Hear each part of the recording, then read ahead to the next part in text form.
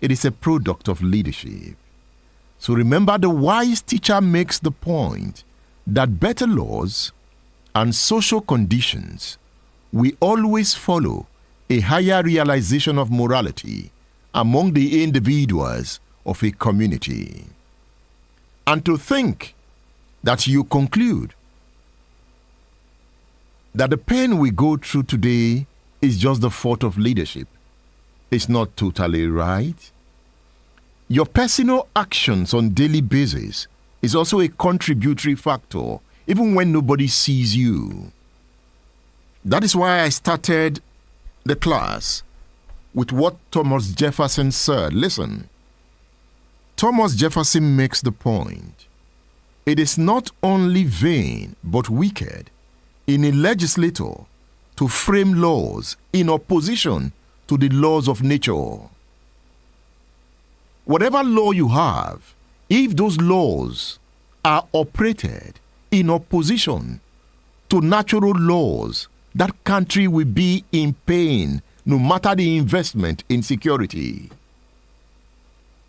That is why Jefferson says, it is not only vain but wicked in a legislator to frame laws in opposition to the laws of nature and to arm them with the terrors of death. You know what the Senate has done repeatedly is to frame laws against the laws of nature.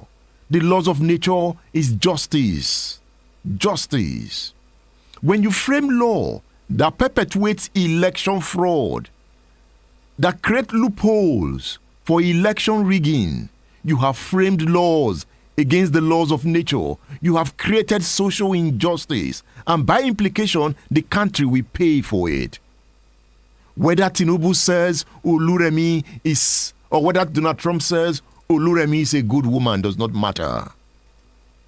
What matters is alignment with natural laws.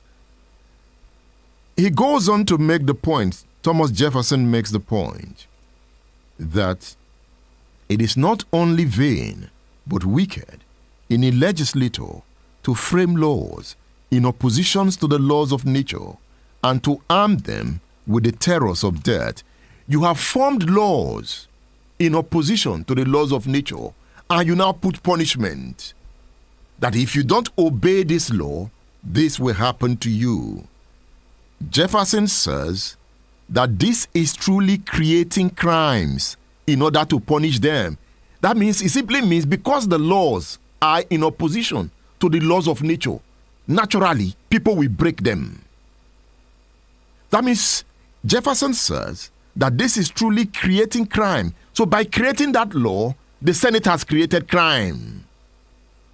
Because the law is against natural justice. So people will break it. Because people will break it, by creating that law, people will commit crime.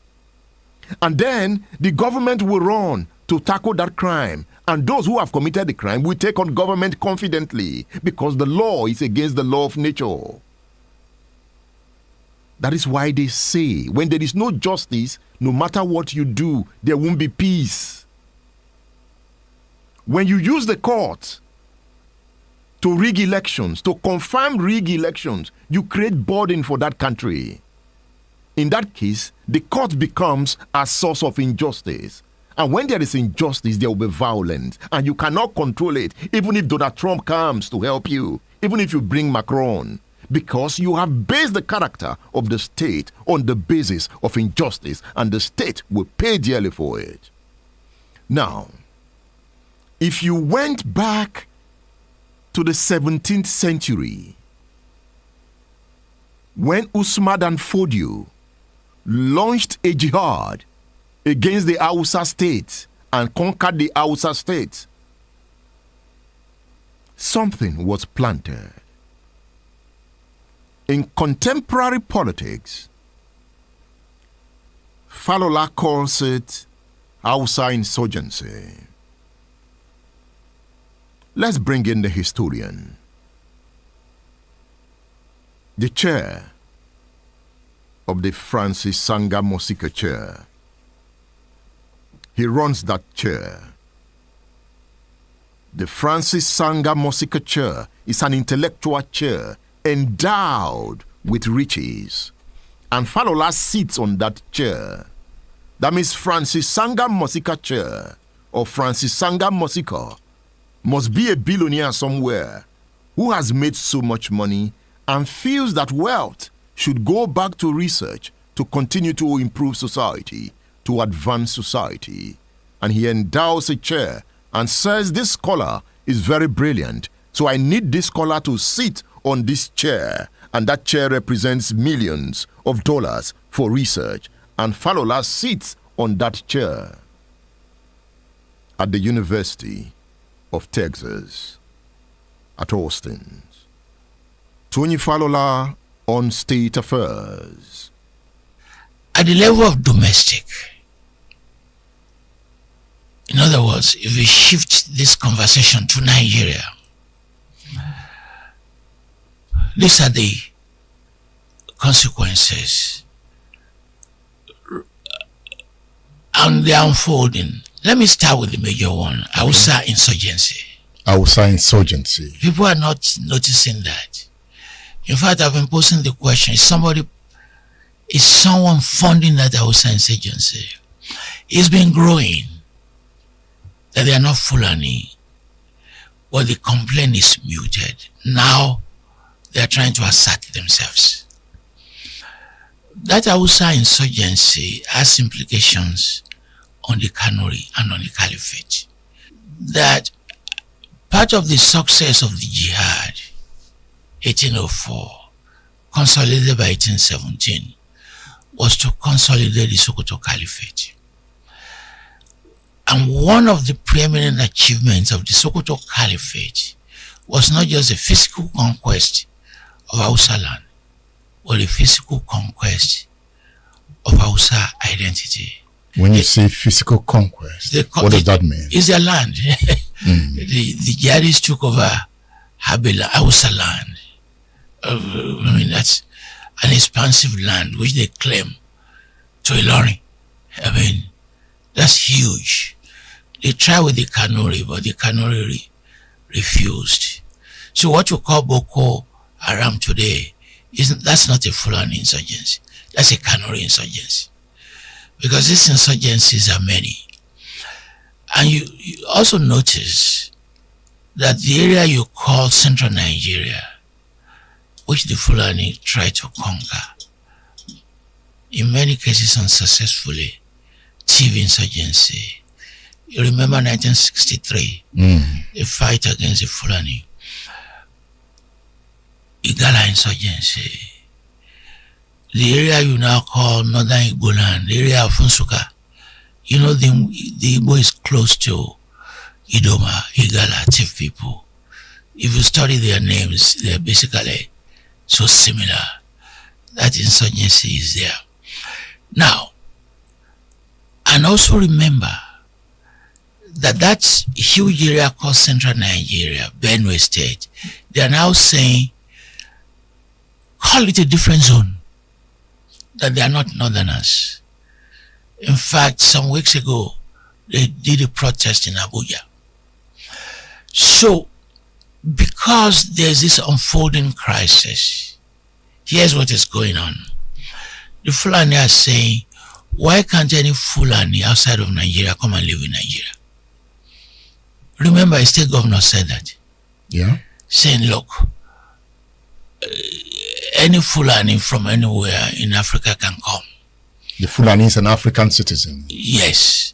That is, let us swell our number and let us swell our prestige. Remember, they are linking Nigeria with Niger, with the area you call the Sahel, Burkina Faso, Mali. But in that linkage, they are doing an ethnic linkage up until Gambia. And you could see in what we call insurgencies here, people will make the argument they are not just Nigerians who are creating this problem. They also come from the outside. So that's outside. That identity coming from outside is the Fulani identity. Yes. And you remember, this interview is being conducted in Ibadan. People are not noticing what is going on. that they now have an identity called Yoruba Fulani. Yoruba Fulani. Yes. The Fulanis that came to Yoruba land. Yes, that's Yoruba Fulani. We go to Ogbomoso, Igboho, Upper Ogun, Ilorin. They are now creating an identity called the Yoruba Fulani. It used to be Islamic identity. But they're now saying, okay, we are Fulani Yoruba. They are Fulanis, but most of them were born in Yoruba land. Yes. Well, you know, that concept of Fulani Yoruba, they are trying to separate it from Yoruba identity. That was the Fulani Yoruba that Sunday Igboho attacked. The Fulani men, the Fulani that were attacking the forests. That was the one he was attacking. But again, some of them that were uprooted were Fulanis that were born in Yoruba land. So they lived there. Correct, but they used to self-identify as Muslims. You understand? But now they've added a second layer now. Muslims first, and now Fulani Yoruba. It's just growing now. When Ottoman Danfodio came, did he come with Islamization? He didn't actually come. He was living in the region. Although with an extensive connection to North Africa because of what we call Islamic Brotherhood. There are various Islamic Brotherhoods then and now. Qadiriya Brotherhood, Tijaniya Brotherhood. If you say Tijaniya Brotherhood, it refers to a man called Tijani who formed the Brotherhood. Qadiriya Brotherhood, to Qadiriya, they have their doctrines. Some are Sufi, some are non-Sufi. Today, some are Wahhabist and some are Shiites, like El Saki. They are not the same. The doctrines are not the same. So, there was Islam there before he came. If you look at the Kanuri argument, when Bello attacked them, they said, look, you can't teach us about Islam. We have been Muslims even before you. The attack directed at the Hausa is not that they were not Muslims, but they were not good Muslims. Even as I'm talking to you today, there are bad Muslims and good Muslims. You know, you are framing people. To many Northerners, the Yoruba are bad Muslims. So when you say either you are not a Muslim or you're a bad Muslim, as Fodo attacked the Hausa, then it creates a justification. It creates a justification for an attack because we are saying we have to purify your religion. But in the process, by 1817, they've removed all their kings. So, 2025, there is no emir who is Hausa. 2025, tell me how many governors are Hausa, how many ministers are Hausa. So it's a case of a minority governing a majority. They took over Hausa land. Yes, the physical space. Conquered Hausa state. Yes. And governs them. Yes, till now. So when you talk about Hausa insurgency, yes, what is its aim? So the aim is similar to what the Kanuri did in the 19th century, which is to say, first of all, don't call us Fulani. And they're saying, don't use the label Hausa Fulani. Let us separate both. Let us now create an Hausa Fulani, Hausa identity. So that when you are allocating positions, ministries, and land, give us our own. In other words, they're building a movement. Once they do that, and the Middle Belters say they are not Northerners, it's a crippling process of the Fulani power.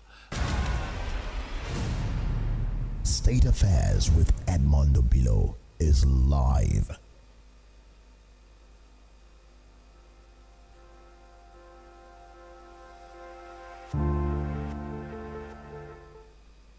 Yeah, that is the voice of Tony Falola there, university distinguished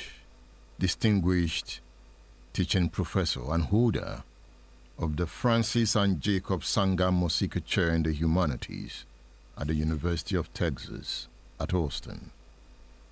In that interview, he offered a historical reading of shifting power dynamics in northern Nigeria. Falola argued that an ongoing Hausa insurgency is challenging the long-standing political and cultural dominance of the Fulani elite in the north. So what we saw there was a professor drawing deep on historical memory. He revisited the 19th century Fulani jihad that reordered power in Hausa land, elevating Fulani authority over Hausa political structures. Falola situated current tension within this longer arc of history, suggesting that today's struggles cannot be understood outside the legacy of conquest, religious reform, and elite domination. Tony Falola is still hanging out with me. It is Splash 105.5 FM, the Integrity Station. Stay tuned. Here we go! State Affairs with Edmond Obilo is live. Stay tuned.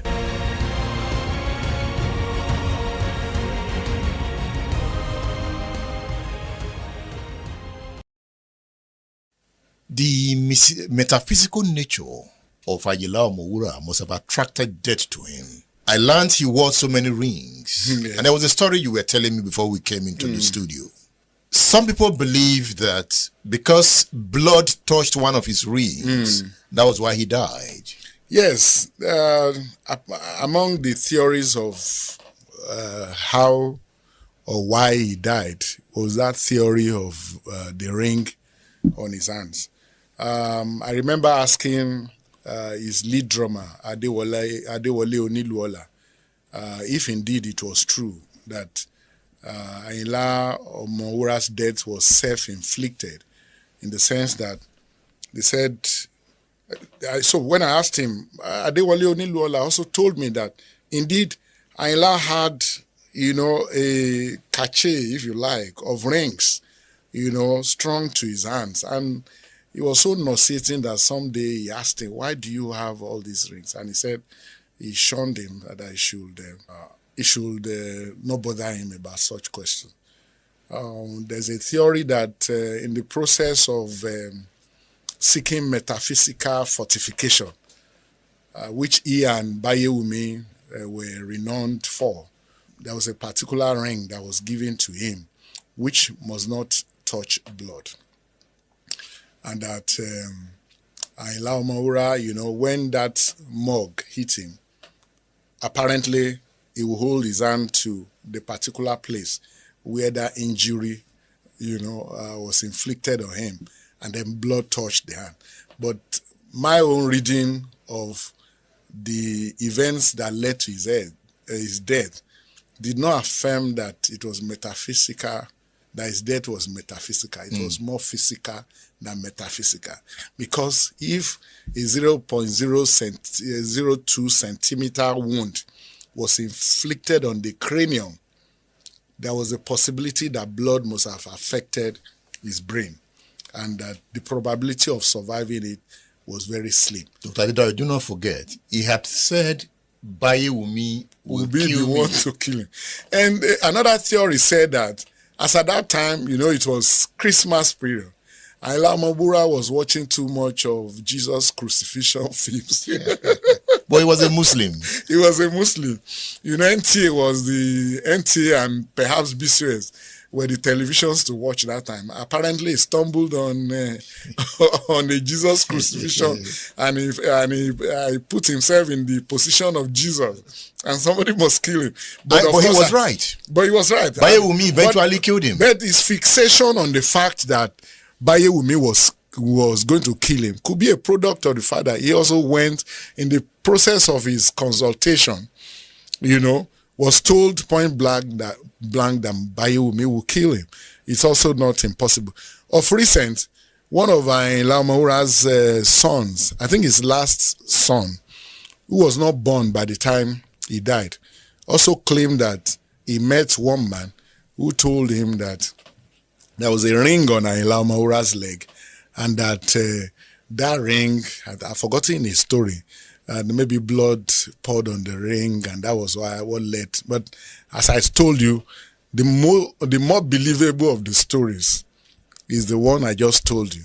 That look, this man apparently didn't appreciate the enormity of his superstardom, the level he had gone to in society.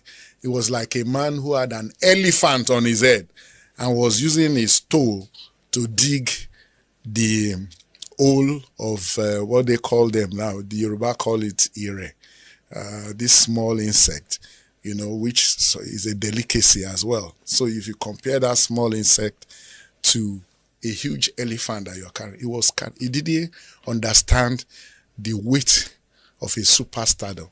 In fact, Adewale Oniluola told me that at many points he told him, why are you fixated on a common motorbike when he had so many vehicles? He had Mercedes-Benz cars, he had Danfo.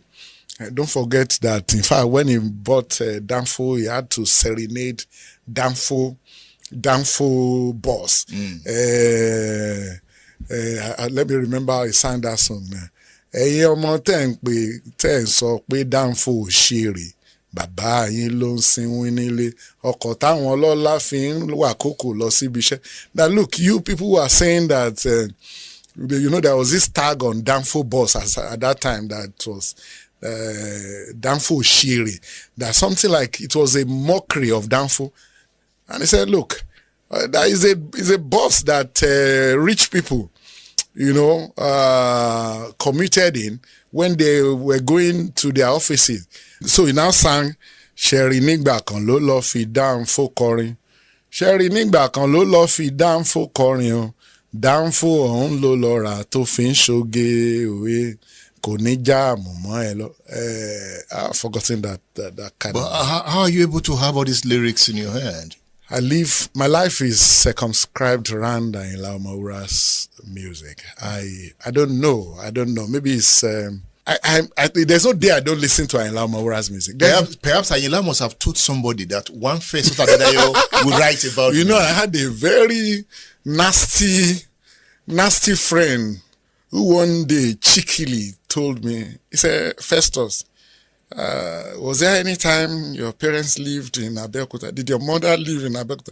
I said, what the hell are you trying to say? He said, maybe go and ask your mom, or maybe Ayinla Omowura had a link in your bed. And so, because I love Ayinla Omowura's music. I draw a lot of inspiration from his songs.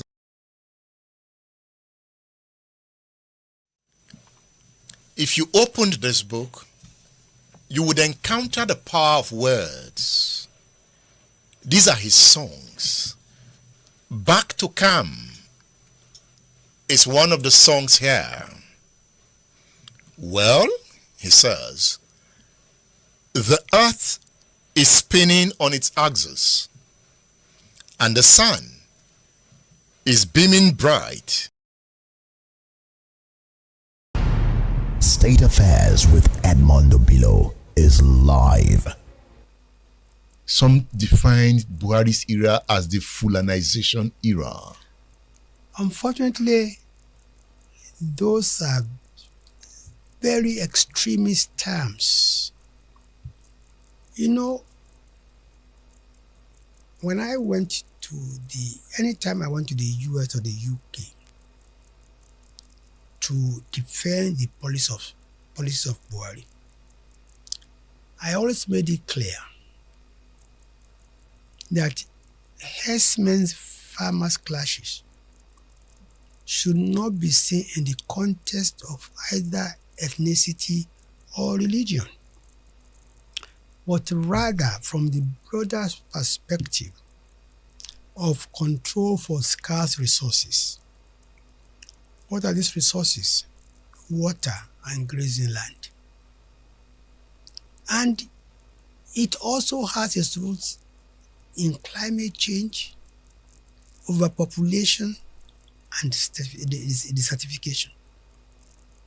Unfortunately, the herdsmen would always look for where there's greener pasture, where there's water for their cattle.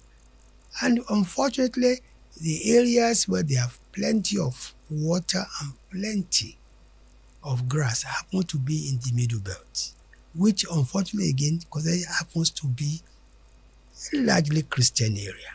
And this is how I think we should deal with the issue of herdsmen farmers clashes. Remove it from the prism of ethnicity and religion.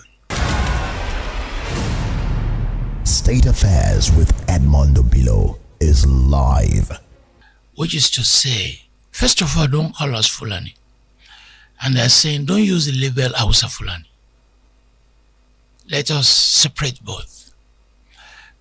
Let us now create an Hausa identity. So that when you are allocating positions, ministries, and land, give us our own. In other words, they're building a movement.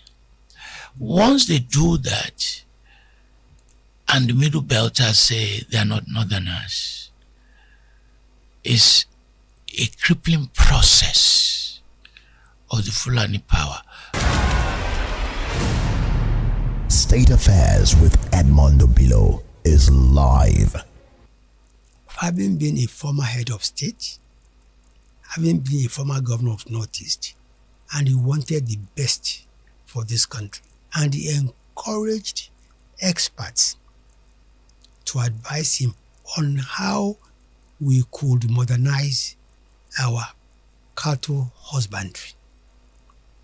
But unfortunately, he happened to be a Fulani himself. And so the excesses of the Fulanis were taken as if he authorized them. I don't see how any head of state would be party to destabilizing his own country. But many felt that the military didn't go after them, because you have been calling it clashes. Was it clashes or invasion? You wake up in the morning, some God-wielding men, all in the name of cattle herding, invade communities, massacre people? Do you call that clashes? Well, there are clashes, there are conflicts. State Affairs with Edmondo Bilo is live. So, because there's this unfolding crisis, here's what is going on. The Fulani are saying, why can't any Fulani outside of Nigeria come and live in Nigeria? Remember, a state governor said that. Yeah. Saying, look, any Fulani from anywhere in Africa can come. The Fulani is an African citizen. Yes. That is, let us swell our number and let us swell our prestige. State Affairs with Edmondo Bilo is live. And now, because a Fulani man is practicing the tradition of transhumance, pastoralism, he has been exposed to the vagaries of the forest, the animals, and now the cattle rustlers who carry guns, kill him and take away his commonwealth, that is the cows. He had no option but to carry AK-47 because the society and the government are not protecting him. What is his fault? It's the fault of the government and the people. You don't criminalize all of them, because in every tribe there are criminals. If cybercrime is being practiced mostly by one tribe, you don't criminalize the whole tribe that they are criminals. We should be very sensitive. State Affairs with Edmondo Bilo is live. This country belongs to all of us. And the federal government, the presidency, must act fast because time is going. From north, west, northeast, north central, southwest, southeast, south, there is general insecurity. And this is being propelled by herdsmen. I want to repeat again, I have made it a petition to the presidency and to all security agencies before, that if they want peace, Mayor Tiala must be arrested. These are people who have owned up. They have taken responsibility that they have killed, they maim, they rape, and do all sorts of atrocities. And yet their leadership is in Abuja, and nobody is confronting them. And until these people are arrested, when I talk, I was being vilified. Nothing bad that was not said against me. I am this and that. But the reality is here. It is not just happening to Benue State today. It is happening to the entire country. Why is the federal government being silent about this Fulani men? When will the federal government come out and criticize and arrest herdsmen carrying AK-47? When are they going to do that? Are we second citizens in this country? What gives Fulani man superior to any other person, to a tip man? I am not their slave. A Benue man is not a slave to any Fulani man in this country. State Affairs with Edmondo Bilo is live. What is going on in the Northwest is the Hausa Fulani fight. We don't mention it. That is the bottom line. The Fulani man feels anytime he comes to town, he's molested, he's killed. The Hausa man believes that the Fulani man, using his headsmen, enters his farm and destroys his crops. So it's been a long time, I'm sure you're aware, it's been a long time issue that had not been addressed. So it's a political issue. State Affairs with Edmondo Bilo is live. At the level of domestic, in other words, if we shift this conversation to Nigeria, these are the consequences and they're unfolding. Let me start with the major one, Hausa Insurgency. Hausa Insurgency. People are not noticing that. In fact, I've been posing the question, is someone funding that Hausa Insurgency? It's been growing that they are not Fulani, but the complaint is muted. Now they are trying to assert themselves. That Hausa Insurgency has implications on the Kanuri and on the Caliphate. That part of the success of the jihad, 1804, consolidated by 1817, was to consolidate the Sokoto Caliphate. And one of the preeminent achievements of the Sokoto Caliphate was not just the physical conquest of Hausa land, but the physical conquest of Hausa identity. State Affairs with Edmondo Bilo is live.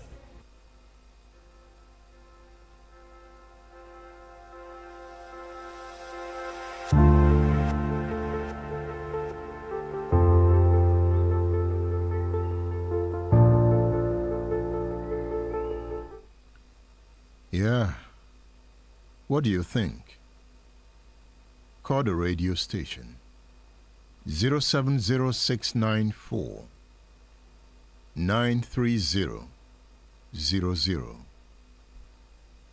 That is 070 694 93000. You can also call 070 144 757 70.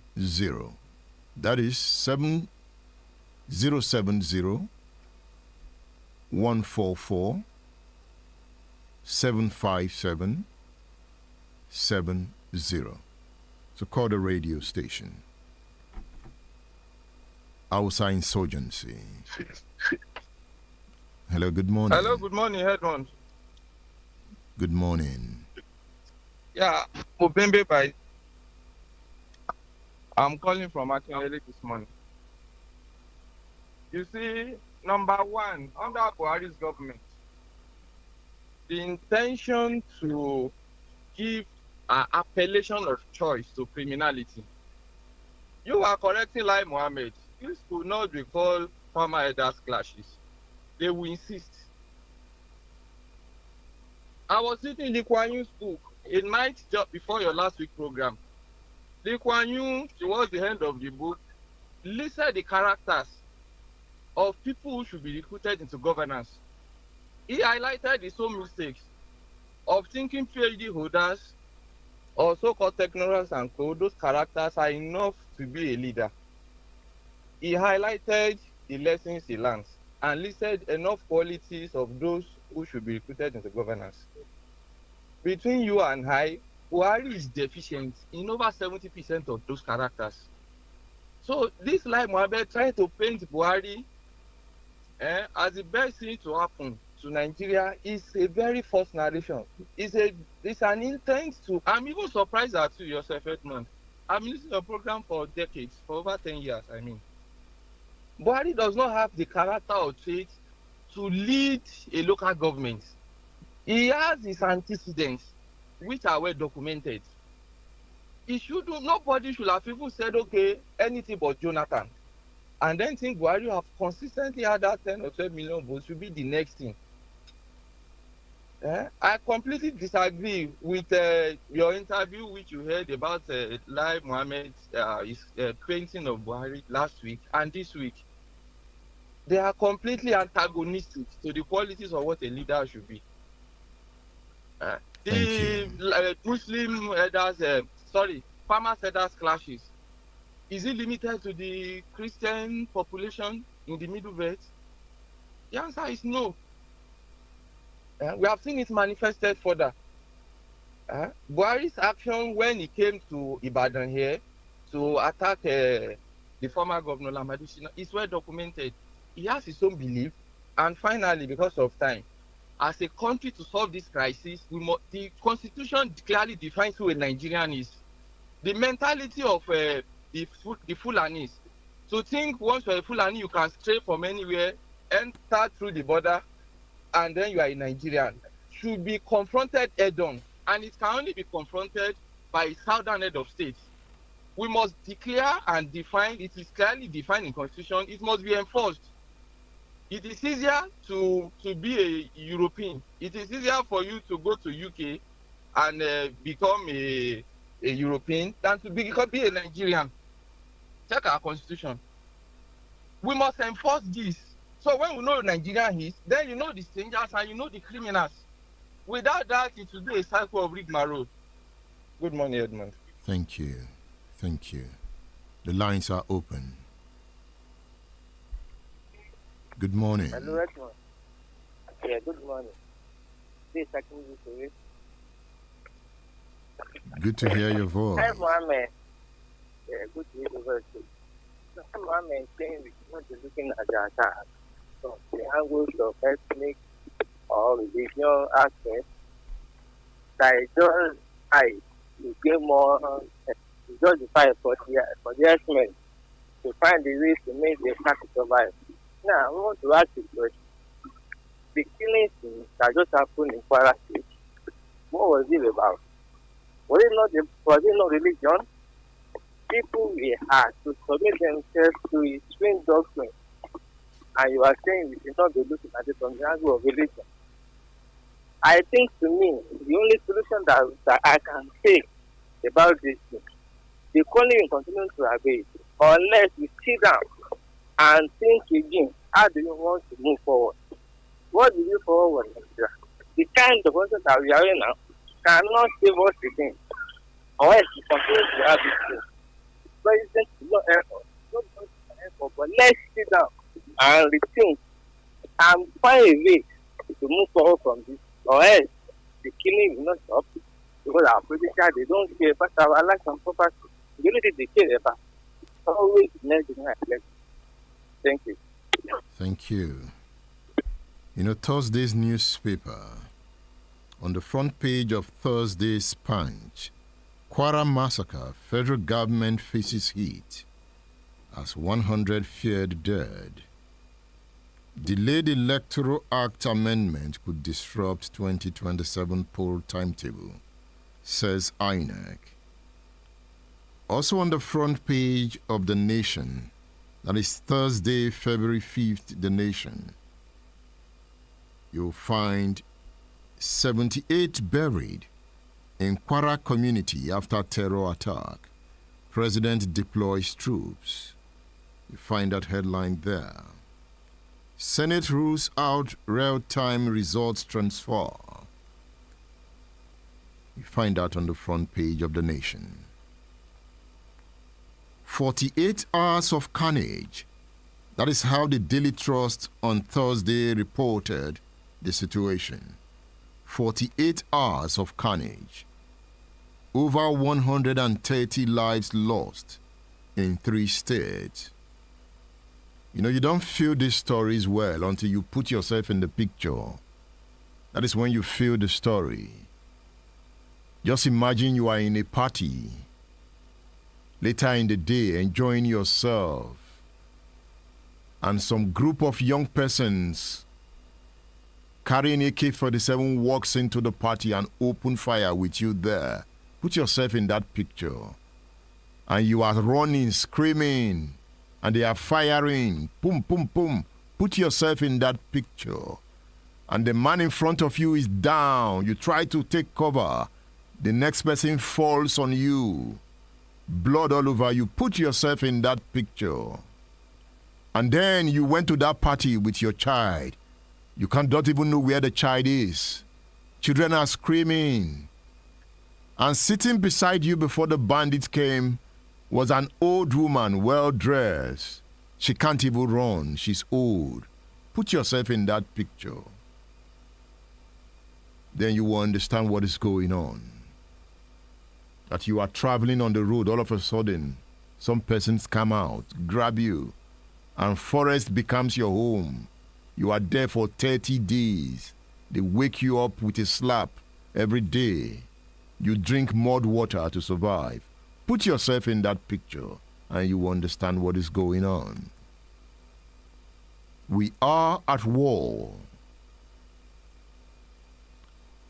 Few issues have strained Nigeria's social fabric like the reoccurring clashes, as Lai Mohammed would say, between elders and farmers.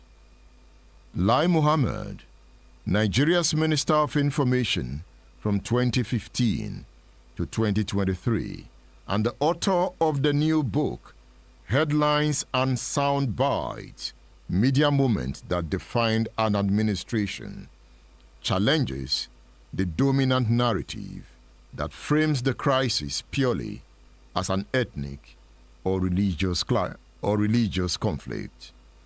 This is Lai Mohammed's book. His new book. He explains the conflict in his book. Lai Mohammed argues that the violence is rooted primarily in environmental stress, shrinking water resources, disappearing grazing routes, and the desperate search for green vegetation, rather than a grand ethnic conspiracy. Lai Mohammed also addresses one of the most persistent accusations of the Buhari years, insisting that the former president neither authorized nor condoned the activities of criminal headsmen. Lai Mohammed on State Affairs.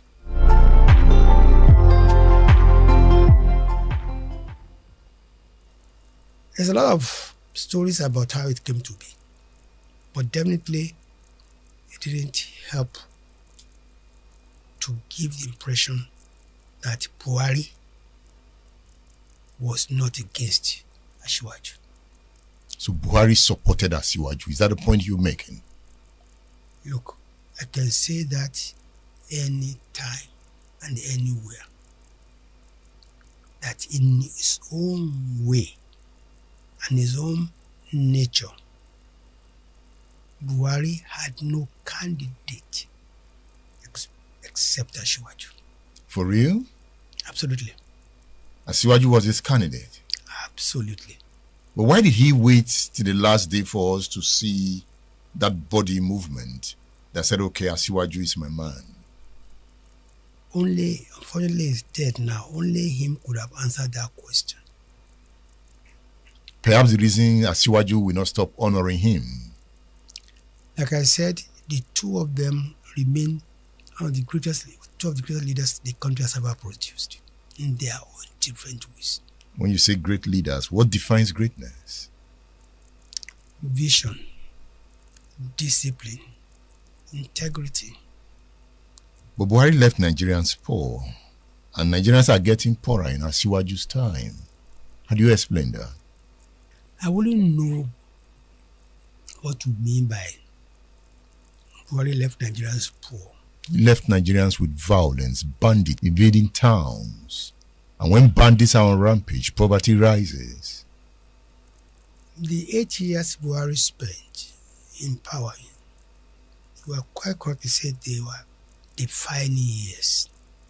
Those are years we had to grapple with Boko Haram, with banditry, with pipeline vandalization, with COVID-19, with the drop in oil prices, with herdsmen conflict, with herdsmen, farmers conflict.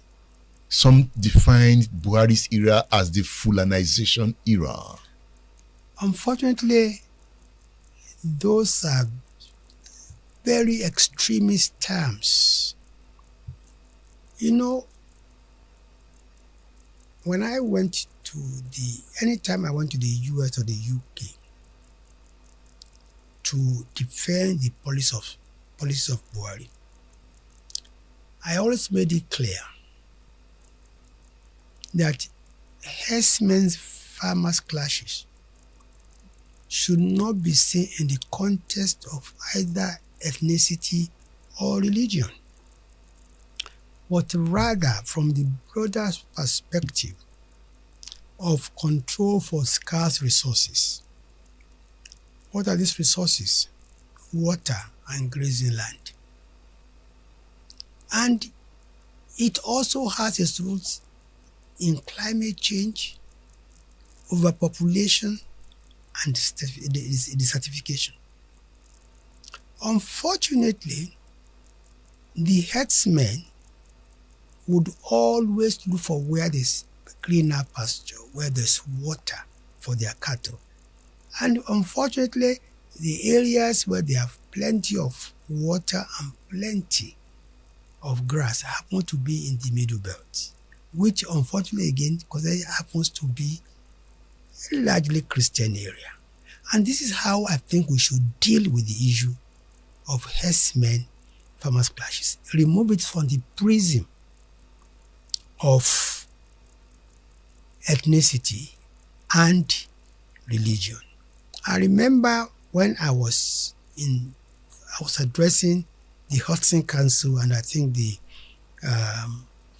Council on Foreign Relations in Washington. I explained to them that banditry, the first recorded incident of banditry in Nigeria was in 1892. 1892.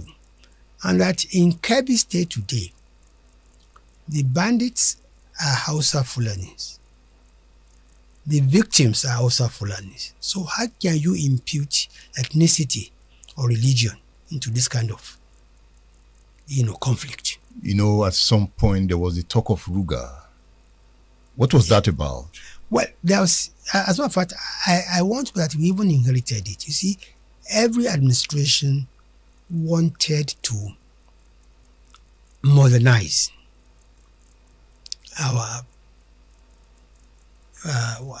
husbandry economy. See, One thing you must realize about the Fulanis, that the Fulanis, they measure their wealth and their status by the number of cattle they have. They still do that? Yes. It does not matter that my cow weighs only 100 kilos, whereas your own weighs 1,000 kilos. If I have 1,000 heads of cattle, I'm superior to you with 500 heads of cattle. That is why we need to re-educate our Fulanis on the benefits of having ranches. The average Fulani man is a way of life following cattle. One of my friends told me that if you want to embarrass a Fulani man, ask him for his village. He doesn't have any because he is nomadic. He lives and sleeps where the day meets him or the night meets him. So everywhere is his territory. And if you look at the average Fulani man, he can travel from Lagos to Kano using the routes that have been used over several years. Those routes still exist? It still exists, apparently. Buhari wanted to reopen some of them. No. You see what Buhari was. Buhari had the unique advantage of having been a former head of state, having been a former governor of Northeast, and he wanted the best for this country. And he encouraged experts to advise him on how we could modernize our cattle husbandry. But unfortunately, he happened to be a Fulani himself. And so the excesses of the Fulanis were taken as if he authorized them. I don't see how any head of state would be party to destabilizing his own country. But many felt that the military didn't go after them. Because you have been calling it clashes. Was it clashes or invasion? You wake up in the morning, some God-wielding men, all in the name of cattle herding, invade communities, massacre people? Do you call that clashes? Well, there are clashes. There are conflicts. Is it not invasion? Clashing with who? Well, you see, there are conflicts in the sense that, like I explained to you, without defending the Fulanis, it's struggle over resources, water, grazing land. And sometimes we even have these invaders, as we call them, not even from Nigeria.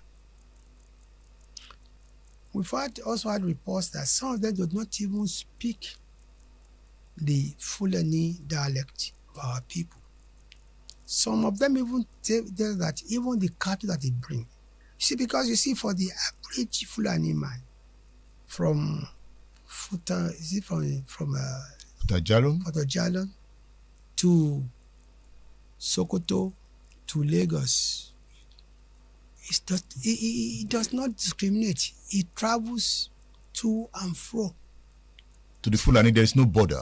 No, absolutely no border.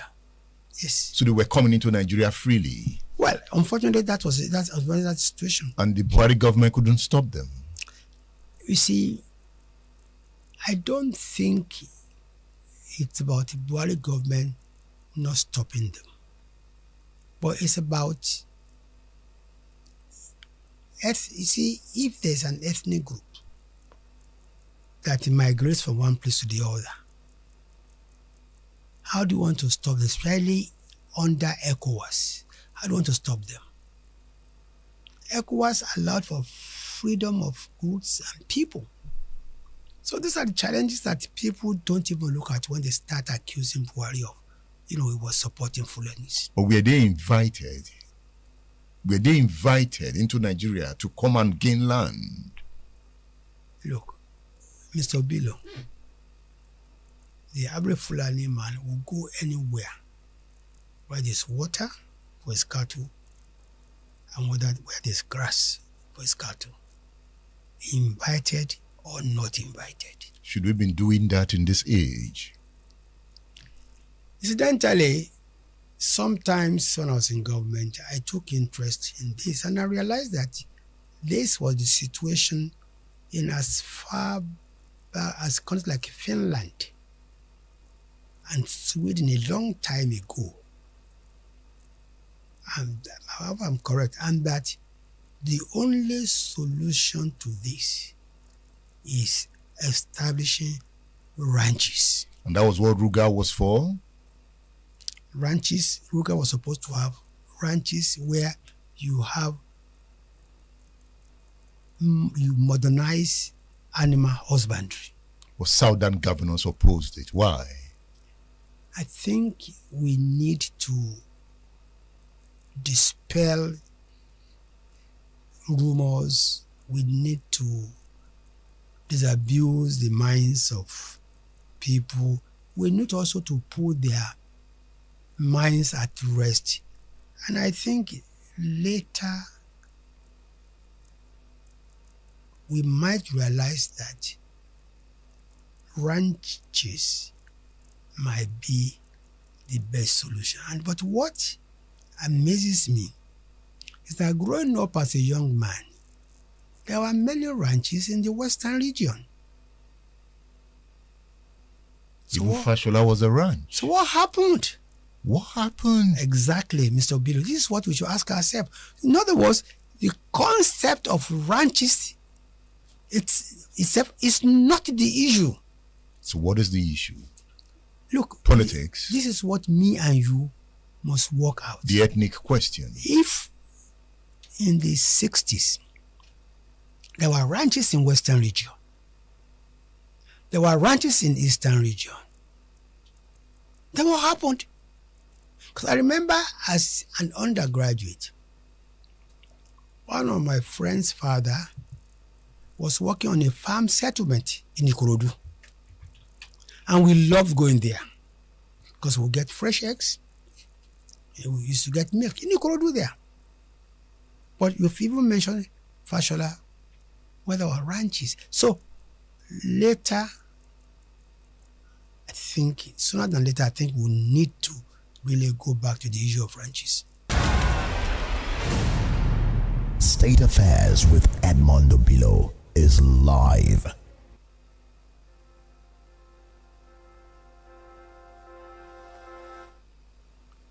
That's Lai Mohammed there. He is the author of the book Headlines and Sound Bites, Media Moments That Defined an Administration. Lai Mohammed wrote a good book. You might disagree with his conclusions, but he has done his own. And I've read his book. You want to read this book? You should read this book. You can order your copy on udarabooks.com. udarabooks.com. I've also been discussing with Tony Falola. Have you read the book Decolonizing Nigeria, 1945 to 1960? Politics, Power, and Personalities by Tony Falola and Bola Dauda. Decolonizing Nigeria by Tony Falola and Bola Dauda. Tony Falola has also released a new book, because in the course of this show, Lai Mohammed will tackle one of the issues that Tony Falola has addressed adequately in his new book. Tony Falola's new book is entitled Nigeria and the Politics of Everybody, Social Media, Idealism, and Activism. Yeah, you look at this, you should read this too by Tony Falola. Nigeria and the Politics of Everybody, Nigeria, and the politics of everybody. When last did you read a book? To read is to be wise. To be wise is to be courageous. To be courageous is to fight for justice. To have justice is to gain prosperity. You know, sometimes we speak of systems, we speak of policies, we speak of power. But know that when we speak about these things, we talk about our voices. But beyond that is our heart. That is why I make the point this morning that what is built high must first be built low. I don't mean building low in the word, but building in the human heart. That is why nations serious about development first focus on the development of the human heart. The human heart is the human mind. Nations serious about development start the focus on the prosperity of the mind. It is when the mind is fortified that the physical prosperity will reenact itself, leading to innovation. That is why I always recommend the book From Third Word to First Word. And I told you what Lin Kuan Yew and Co. did. They first set up the agenda to educate the Singaporean, and they gave a 10-year period to achieve mind resetting of the Singapore people. This was what China did at the end of its civil war. China fought a bloody civil war, perhaps from 1940 to 1945, or even before 1940, the war started. It was a bloody civil war between communist Chinese and nationalist Chinese. The nationalist Chinese were mostly capitalist. Since they were mostly capitalist, they aligned with the United States. Remember, at this time, the United States had emerged as a superpower. So the Chinese nationalists were capitalists. So the Chinese Civil War was fought between the nationalists and the communists. The communists were led by Mao Zedong. America supported the nationalists because by this time, America had emerged as a superpower. This was the period of Second World War. While the rest of the world were fighting, China faced double jeopardy, an internal war and an external war. It was during this period that Japan also invaded China and occupied Manchuria. So China faced these challenges. By 1945, the communists had won China's civil war. But the nationalists were not totally defeated. So what they did was to run away from mainland China. The nationalists ran away from mainland China and went to island China. So they could not confront the communists anymore. They ran away from mainland China to island China. The way you have Victoria Island, Lagos. Mainland is Surulere, Yaba and Co. That is mainland. So the defeated nationalists that were not completely defeated, they still had power to run. And they ran to island China. And then called the island China Taiwan. So today we have Taiwan. Taiwan is a country not recognized by many countries because they are afraid of China. Because once you recognize Taiwan as a country, you have declared war on China. So if you want to be friends to China, you should not recognize Taiwan as a country. And Nigeria will not dare to recognize Taiwan as a country. Because China, as we speak, is controlling a large portion of Nigeria's economy. So should we recognize Taiwan, they will pull the string. And they can strangulate us because we are not powerful, or we are not powerful enough. So having given this historical background, when Mao Zedong captured the whole of China, but the island, but just this island, there are many islands around mainland China. So what did Mao do? Mao launched a cultural revolution to change the mindset of the Chinese. Because he wanted it instanter, like we say on the street. He wanted that change of mindset instanter. He was brutal. He was brutal. He would kill if you don't behave the way he wants you to behave. They now came out with terms to say this is how a Chinese should behave. This is the character of a Chinese. They began to work on the mind of the Chinese. It is called the Cultural Revolution in China. You must love China. You must be patriotic. And this cultural revolution was driven by quality education system. It was also driven with guns. So more than 6 million Chinese were killed, those who worked against the cultural revolution. The point I make, for nations to rise, the human spirit must first rise, and the human spirit must be governed with education. I'll tell you more after this break.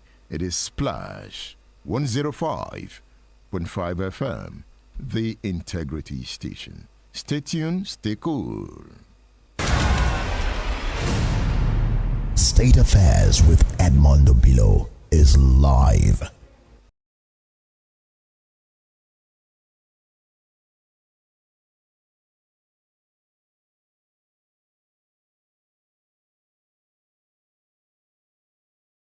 I spoke with Kolintin Ayala, who said immediately he heard, he came to Abeokuta, and the crowd, he had never seen that kind of crowd in his life. People were trooping from all over the country to witness, and that on the day of his burial. In fact, that was another story. A source told me that the clerics, Islamic clerics, didn't, as I said earlier, they didn't want to bury him. They didn't want to bury him because they felt that he was an idol worshipper. The man who bathed him, this traditional bathing before, said that, after that, as he was bathing him, the head part just touched somebody, and a bottle, a bottle that was trapped in his skull came out, and a resurgence of blood started gushing out afresh from his head. So, but he was eventually buried, and that was the end of an era. And Bayumi was sentenced to death. Yes, the court sentence. The trial lasted for just 4 months, and the court under Justice Kolawole, I guess, found him guilty. Many people have. But it was in self-defense. Many people have scrutinized that judgment. And their claim was that the judge or the court acted in consonance with public opinion and not necessarily in consonance with the law. But of course, there are several theories that also disprove that. It couldn't have been self-defense because what Ayinla Mura had was not proportionate to what Bayumi allegedly did. He didn't have any threatening weapon on him. And then I think it's Mr. Shotayo was the counsel of Bayumi. the argument of the counsel when I read the court proceeding was to me very weak. You know, they were arguing. They claimed that Bayumi didn't touch him, and that Mura he had hypertension. He was hypertensive, and that as at that time, you know, he just had a seizure, and that what he just did was to push him. So how would you explain the and that they also claim that when he fell, he apparently fell on a sharp object. But you know, the evidence that was adduced in court said, of course, when the police came that day to the crime scene, they couldn't find the murder weapon. Even but there was a motive. The court established that there was a motive, but they couldn't see the murder weapon.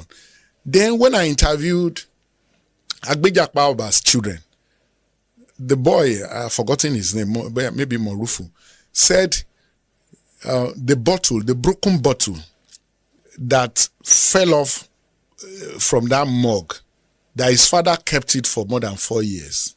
And I'm sure that was the murder weapon that the police was looking for. And so they claimed that he was hypertensive, which I found very illogical. I said that he wasn't the one who killed him. And the court, you know, the evidence before the court was too huge, and it tended on the side of murder. Well, you could say that it should have been manslaughter, because there was no mens rea for you to be able to establish murder.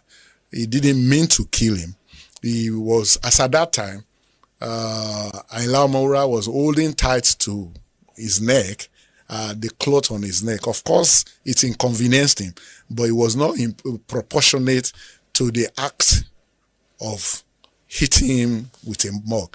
And so the court held that he intended the outcome of his action. The outcome of the action was murder, because if you hit somebody with a mug on the head, a reasonable human being should have known that it will result in murder. And that was why the court found for it. And in prison, he became a Christian. Yes. I've forgotten this man. Unfortunately, I lost that interview. I spoke with him on the phone. I've forgotten. He's a renowned lawyer from, I think, Elisham. I remember his name now. I spoke with him on the phone. He was ready to grant me an interview. He was one of Onobanjo's maybe commissioners or so. So immediately the military struck in 1983, and General Dia, I think he was a colonel then, became the governor of Ogun State. So he locked up all Onobanjo's men in the Bara prison. And it was in the Bara prison that Bayumi was serving his... I think the judgment, it was not appealed. There was no, it didn't get to the Supreme Court. If I'm not mistaken, I didn't have any evidence that that it was appealed to the Supreme Court. Maybe it did. Maybe the case got to the Supreme Court, but I didn't see such evidence. So at Ibara prison, this man that I was talking about was also locked up, was detained in Ibara prison. He said, Bayumi, you know, as I told you earlier, 3 feet man, handsome, became a Christian. By this time he was in death row. He was on death row. Yeah. He was leading praises. He was leading,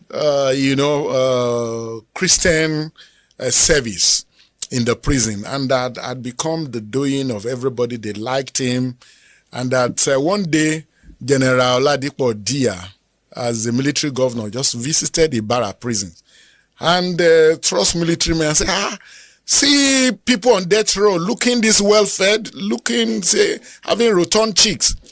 And he called the controller and told him to submit all the names of people who were awaiting death sentence.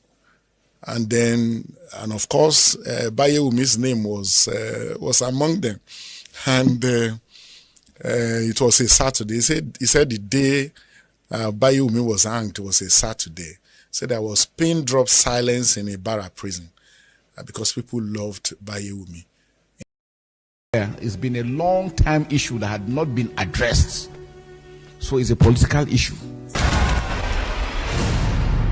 State Affairs with Edmondo Bilo is live. They are Fulanis, but most of them were born in Yoruba land. Yes. Well, you know, that concept of Fulani Yoruba, they are trying to separate it from Yoruba identity. That was the Fulani Yoruba that Sunday Igboho attacked. The Fulani herdsmen, the Fulani that were attacking the forests. That was the one he was attacking. But again, some of them that were uprooted were Fulanis that were born in Yoruba land. So they lived there. Correct, but they used to self-identify as Muslims. You understand? But now they've added a second layer now. Muslims first, and now Fulani Yoruba. State Affairs with Edmondo Bilo is live. The president's tweet was deleted. Yes. Did that annoy the president? I don't know. I even asked him. Because he was telling me that was not enough reason for me to suspend the Twitter sales. He was telling me that. He didn't express his feeling about the delete? No. He wasn't concerned? No, you see, because we in the media, we is AIDS. We complained. We were not happy because we saw a tweet was even worse by Nnamdi Kanu, which was not deleted by Twitter. So we saw that even Twitter was taking sides. That what annoyed us. State Affairs with Edmondo Bilo is live. But for a transactional politician like Tinubu, that game may be very complex. Because like both of Trump and Tinubu are dealers. These are political dealers. Very astute in their game. Because the way Tinubu may say, Mr. Trump, what do you want? And as a transactional politician, he can give it. So Tinubu is not like Buhari. Buhari may be a bad manager, but he wasn't as transactional as Tinubu. Tinubu is the kind of president, do you want gold in Samfara? Let's talk about it. And that's how transactional politicians behave. And Trump likes that. Yeah, both of them share that in common. State Affairs with Edmondo Bilo is live. I will tell you something that I told my colleagues about the herders and farmers clashes in Nigeria. You have seen what our colleagues in the southwest are doing, and some of them from the southeast. Some of us told them, with all modesty and humility, you are wrong. But the person that is most wrong is the governor of Benue State, my brother and my colleague, Governor Otto. He started all this. If you don't accommodate other tribes, we are also accommodating your tribes in Bauchi and other places. We have so many people working in farming in Al-Kaleri, farming in Tafawa Balewa, farming in Bogoro. Has anybody told them to go? We have not, because they are on inalienable right to be there. We have Yoruba people in Bauchi for over 150 years, even before the birth of Nigeria. Nobody has talking to them. Some of them have risen to become permanent secretaries in Gombe, in Bauchi, and in Borno. State Affairs with Edmondo Bilo is live. And so federal government must do this. At a point in time, the federal government came out with a policy through the police that even those with license, then guns, double barrel and pump action should surrender to police. How many times have the presidency come out to condemn that Fulani men are carrying AK-47 all over the place? This is not correct. We stand for justice, equity, and fairness.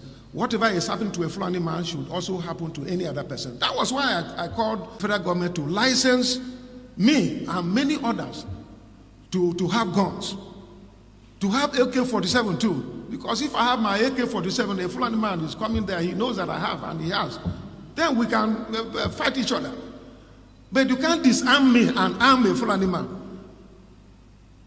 This is the point. So this is not right. The federal government is biased, is unfair. The failure in security is caused by federal government. State Affairs with Edmondo Bilo is live. But for a transactional politician like Tinubu, that game may be very complex. Because like both of Trump and Tinubu are dealers. These are political dealers. Very astute in their game. Because the way Tinubu may say, Mr. Trump, what do you want? And as a transactional politician, he can give it. So, Tinubu is not like Buhari. Buhari may be a bad manager, but he wasn't as transactional as Tinubu. Tinubu is the kind of president, do you want gold in Samfara? Let's talk about it. And that's how transactional politicians behave. And Trump likes that. Yeah, both of them share that in common. State Affairs with Edmondo Bilo is live. Did Kanu intend to destabilize the country with his tweets? Number one, when you start talking about Biafra, what are you talking about? There's no Biafra. There's only Nigeria. When you start saying that if people come to Biafra, your soldiers are going to die, what are you talking about? And they didn't say anything wrong there. So was Kanu the target? No! You see, for us, anybody who chooses that platform, some other platform, they were even doing content regulation a bit, but not Twitter. And I'm glad that, contrary to what people were saying, they actually came to negotiate with Nigeria. It was only then we realized that Twitter was not even registered as a company in Nigeria and they were making so much money. State Affairs with Edmondo Bilo is live. Awolo, Azikwe could not create that structure because the Igbo were fragmented. It was Biafra that united the Igbo people. Before then, they were fragmented. Azikwe was moving towards secularism, less of nationalism. That's what he was moving in the direction. Olusadana was not moving in that direction. And Awolo was said, nah, well, we have Ilefe. We all said we all descended from one father, Oduduwa. You know, before he founded Action Group, you know, he founded Egwem Oduduwa. So let's use Oduduwa to create a mythology. Was he trying to unify the Yoruba? Yes. They made up the story to connect it to politics. They made up the story? Yeah, to connect to politics. And not all the elements, but they accentuated the story. State Affairs with Edmondo Bilo is live.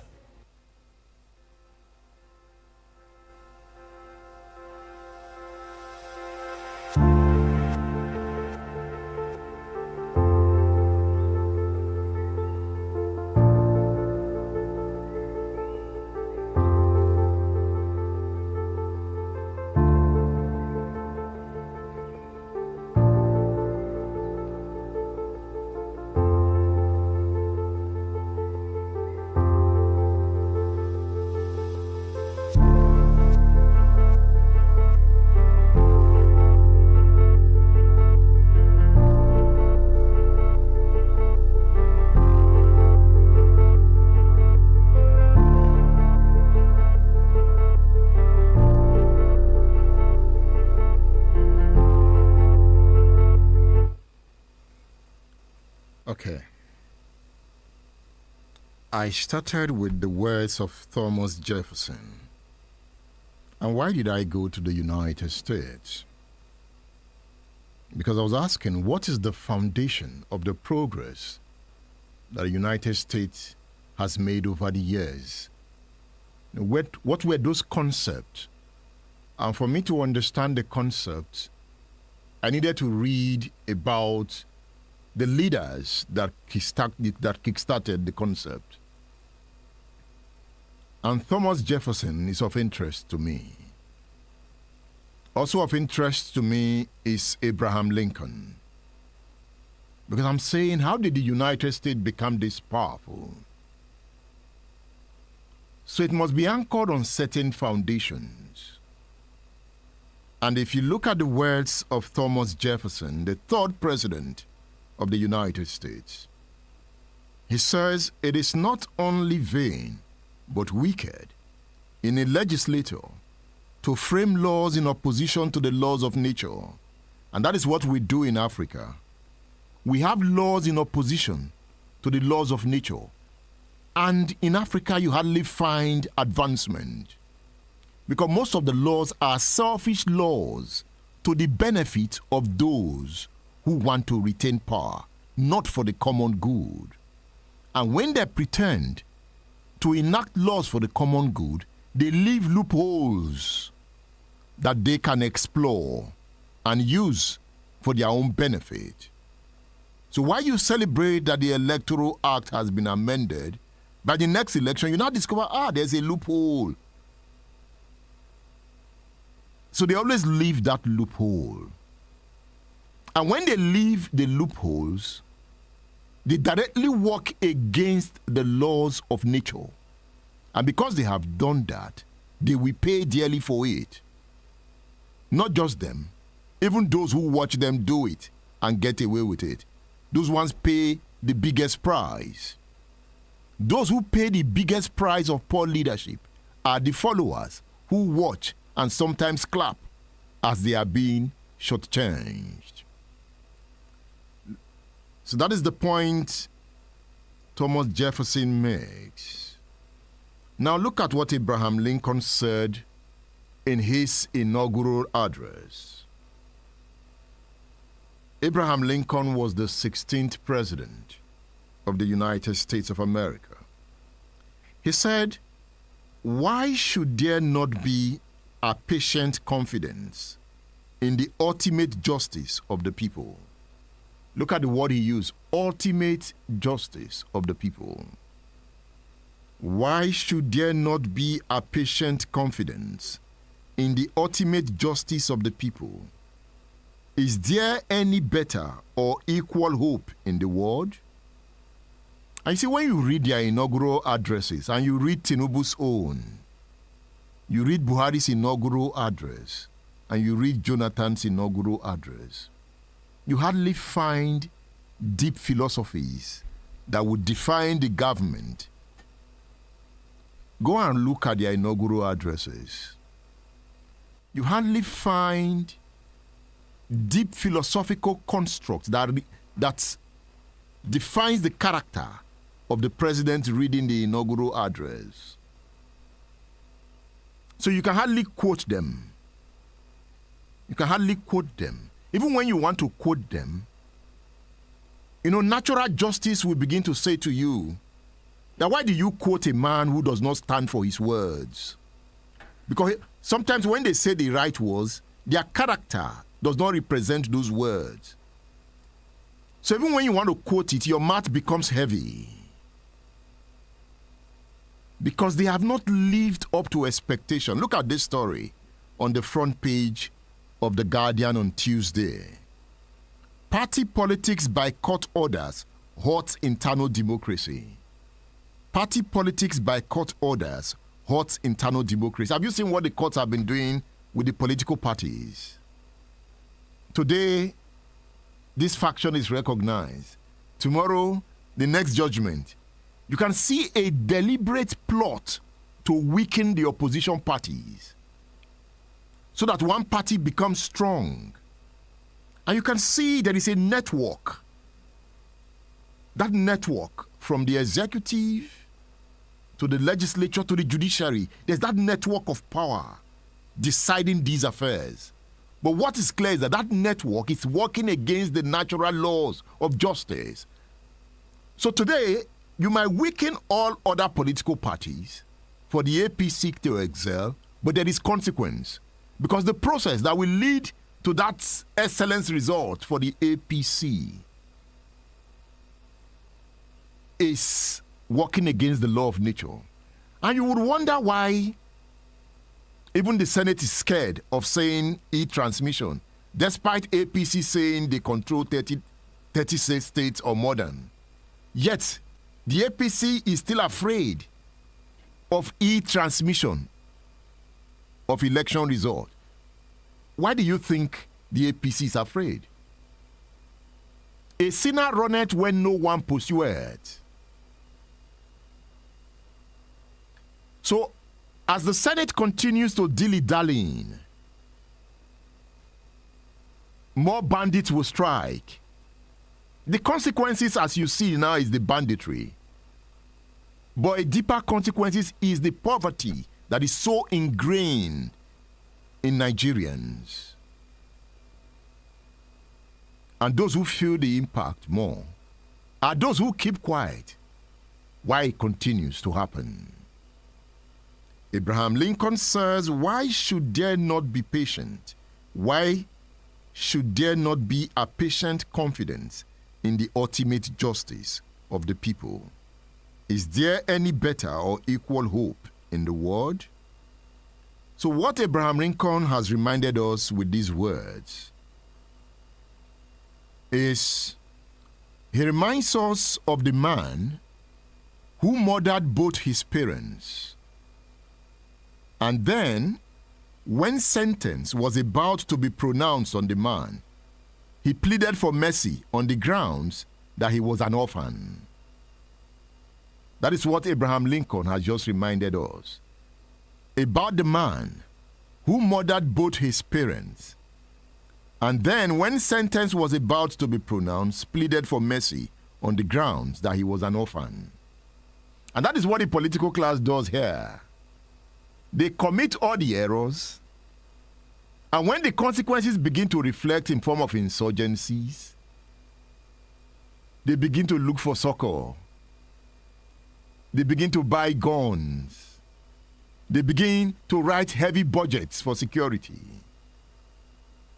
They begin to claim to be orphans. They begin to cry. Why is this so? Tinubu will now say, go to Kwara immediately. And you will ask Tinubu, why didn't you send the soldiers before the bandits came? And Tinubu will say, we have the intelligence.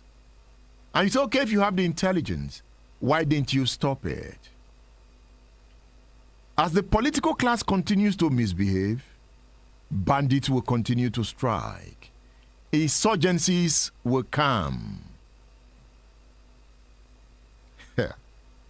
Okay. I'm going to read a book next week. It's an interview a journalist had with Obafemi Awolowo. Next week, I'm going to read that book here so that we'll understand. However, we need to make this point at this time, that the leadership that talks about being an orphan, you can see Samuel Otom was crying there, that we are not second-class citizens. Did Samuel Otom come to equity with clean hands?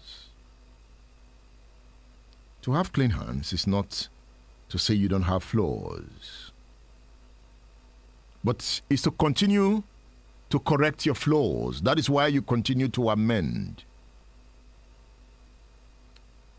We'll be fine. Did you say that? In Nigeria, ethnicity did not merely emerge as an identity. It evolved into a currency of power. I hope you understand.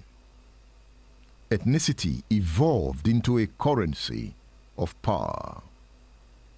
And because we have accepted it over the years, it begins to define our character, even our relationship with one another. That is where we have found ourselves.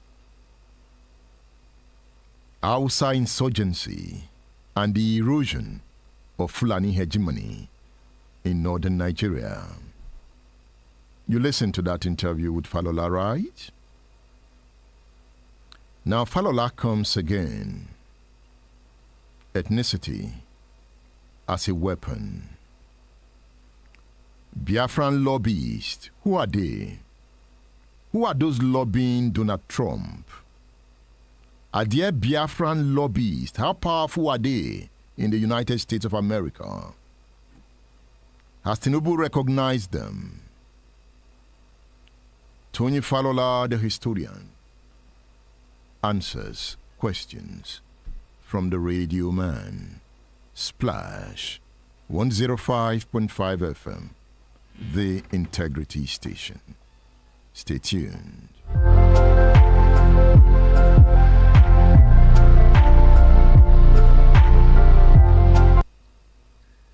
Gumi came out saying, you won't be able to destroy this Fulani power. Let me tell you what they did. When the British conquered Nigeria and began to govern, 1914 amalgamation, diverting southern resources to govern the north, it benefited all those emirs and the native authorities. Remember, in the formation of Nigerian political parties, the Fulani are the ones, the only one in the entire union, able to walk the success of 19th century politics into the federal system. How? Remember, because it's a conversion of the caliphate into the NNPC under the slogan, one North, one party. Awolowo tried that by reviving the Urudua, but it wasn't successful because there was nothing he could fall on similar to the caliphate. The Yoruba did not produce the equivalent. In the 19th century, the Yoruba were fighting one another for 100 years. So they did not have the equivalent of that dominant conquest that Fodio and the Fulani did.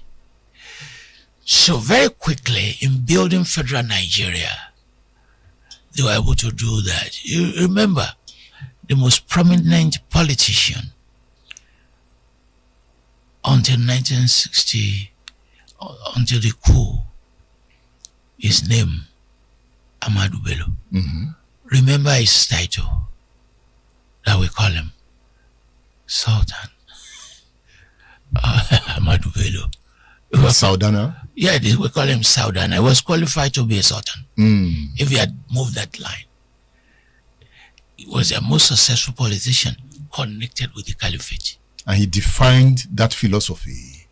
He represented it. Yes. They were not hiding it. He controlled it from the north. Yes, they were not hiding it. But that structure has been there since the 19th century.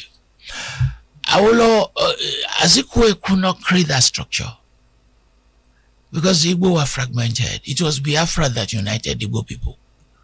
Before then, they were fragmented. Azikwe was moving towards secularism, less of nationalism. That's what he was moving in the direction. But Sadana was not moving in that direction. And Awolowo said, nah, well, we have Ilefe. We all said we all descended from one father, Oduduwa. You know, before he founded Action Group, you know, he founded Egwem Oduduwa. Saying, let's use Oduduwa to create a mythology. Was he trying to unify the Yoruba identity? Yes. They made up the story to connect it to politics. They made up the story? Yeah, to connect to politics. And not all the elements, but they accentuated the story. Because there was a pre-Oduduwa period, there were the Ugbo, the Awujale created his own story that they were not connected to Ilefe, they're from the Sudan. But that Egwem Oduduwa worked up to a point, but not as effectively as that of the Caliphate. Because by the late 50s, the story began to unravel. Remember, they removed Adeyemi as the Ooni of Ife. they elevated Aderemi. Oyo? Oh, yeah. Okay. Yeah. Alaafin for you. Yes, he was removed because he was not buying into that Oduduwa unity framework. And remember, the NCNC was strong. So the best way to explain it, 1866, the Yoruba fought the 16 Years' War. The Kiriji War? Yes. It was Latosha began that war, the war to end all wars. So that fourth line in that war also became the fourth line in politics. Subsequently, you remember Elisha, you remember Ibadan, Ogbomoso. By the time the MPN was formed, they were following that fourth line of the 19th century. You see, Oluloyo winning the election, right? Reviving some of the politics of the Kiriji War in alliance with Ogbomoso that joined them, with Oyo that joined them. And remember, when Azik was playing the nationalist game, right, he was also able to split the Yoruba people. Because fortified NCNC zone included area you now call Elisha. And that became extremely difficult to handle. You know, in this book, Decolonizing Nigeria 1945 to 1960, yes, Politics, Power, and Personality, some of the points you have explained are well documented here. And the personalities. Yes. The key personalities and what their strategies were. But today, you know, they are being repeated. So that fight led to the Civil War. All the fights that led to the Civil War, they're still with us. Now, let's come back a bit. Yes. We've talked about Hausa Insurgency. Yes. So what does it represent? How do I define it? How do I see what is going on? Is Hausa Insurgency? Is it violent? It's not. It's ideological. That we are not Fulani. That's an insurgency. So who is the bandit? The Hausa will say the Fulani were the bandits. So what does the bandit want? It depends, because you can't lump bandits together. There are cattle rustling issues. There are grazing issues. There is a fight against the secular state. There is a Sharia issue. There is a greater Fulani issue. They are not the reasons are, people tend to see the reason as one, but it's not one, because there are clusters of reasons which we lump together, but we have to separate them, because if you don't separate them, you cannot have even the strategies to subdue them. For instance, Boko Haram is also articulating a Kanuri insurgency.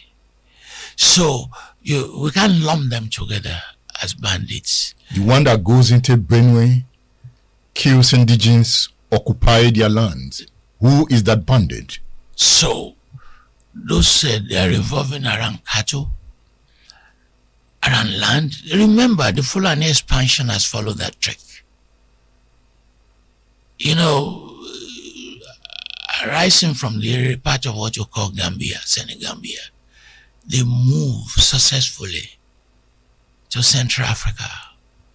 The first president of Cameroon that you call Agilo is not even from Cameroon. It's from where Atiku comes from.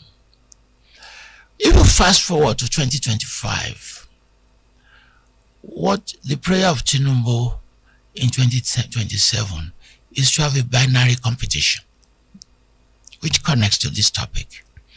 In a binary competition, you split your country into two.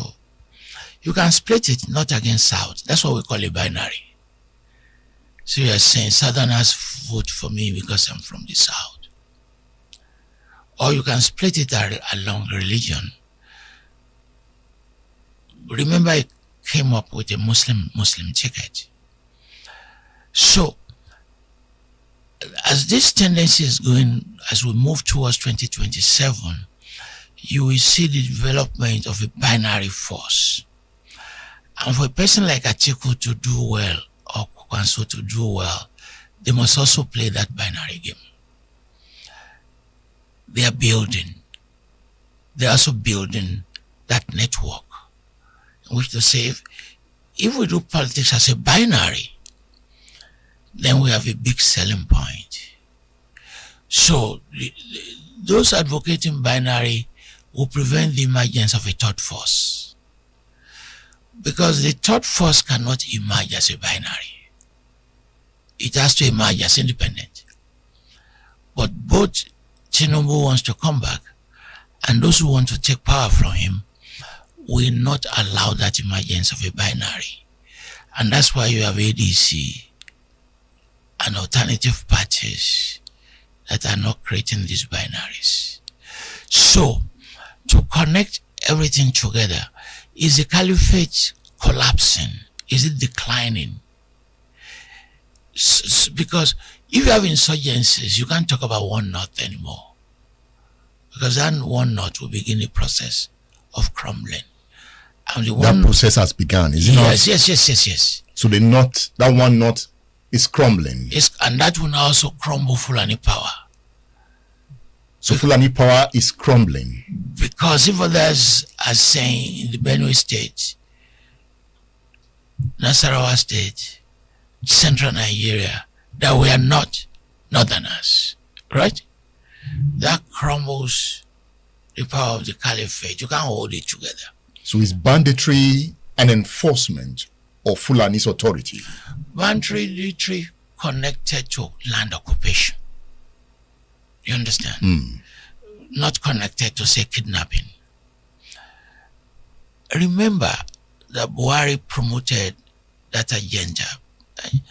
If you notice, I'm carefully not using banditry, because banditry is specific. Banditry is not Sharia. Yeah. So, remember, Buhari was silent. Even Femi Adesina, who worked for him, said, take one, your life for your land. You see how under Buhari it was about land. And there was a proposal, 50 miles each side of a river should belong to the federal government. If you take 50 miles of Osun River, 50 miles left and right of Ogun River, and you say it belongs to the federal government, what strategy of conquest is bigger than that? Is that conquest? Yes, because you move your people there. If you say 50% of Ogunpa belongs to the federal government, then you can move anybody you like to go and live there. And that's conquest. That's a physical conquest. That was resisted. Yes, because people saw the game. But if you say, by now, the country has enough resources to stop open grazing. Open grazing is connected to what we call banditry, but it's also connected to land issues. Because you use the cows, right, to extend your physical space. So, if I can come to your space where you grow cassava, and you see me holding AK-47, your instinct is to run away. And if you run away and you vacate the land, what do? I will occupy it. But that strategy is not new. And banditry is not a new. People tend to think it's new in Nigerian history. It's also not correct. It's always been there. It's been there. It's just how you manage it. The area you call Samfara and Sokoto, there have always been bandits there. But look at it today now. Communities in many states in the Union, they pay taxes to those bandits. And they're paying two forms of tax. The one you collect from them, and the one the communities pay to them by force. How do you go to a market and kill 35, 36 people and take the rest away in the age of cell phone? the army station there left before they arrived. How do you move a massive number in a convoy without anybody stopping you? Are we talking about ungoverned spaces? By law, the state says it governs them, as in the case of Kebbi. By law, the state states it governs them, as in the case of the Kale school in Niger. But they are compromised. Those who are supposed to govern are compromised. Because you can't erect a convoy to move over 200 students. State Affairs with Edmondo Bilo is live.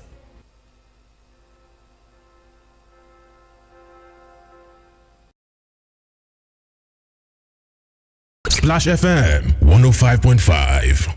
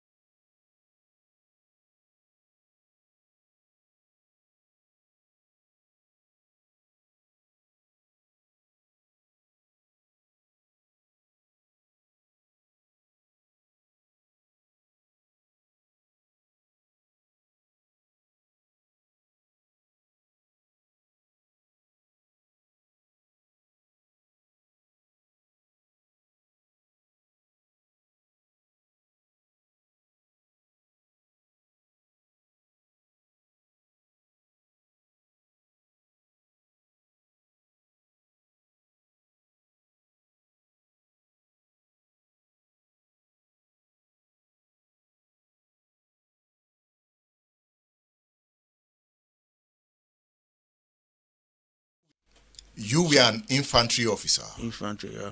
Who is an infantry officer?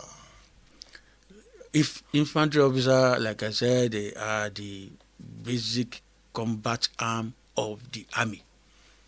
Everything the army is doing is for the infantry and the armored officer or personnel to win. It is when they win that you cannot say the army has won. Because they are the ones that will occupy the ground that you want to go and that you are fighting for. Okay, you have talked about combatants. That means you have non-combatant officers. Yes.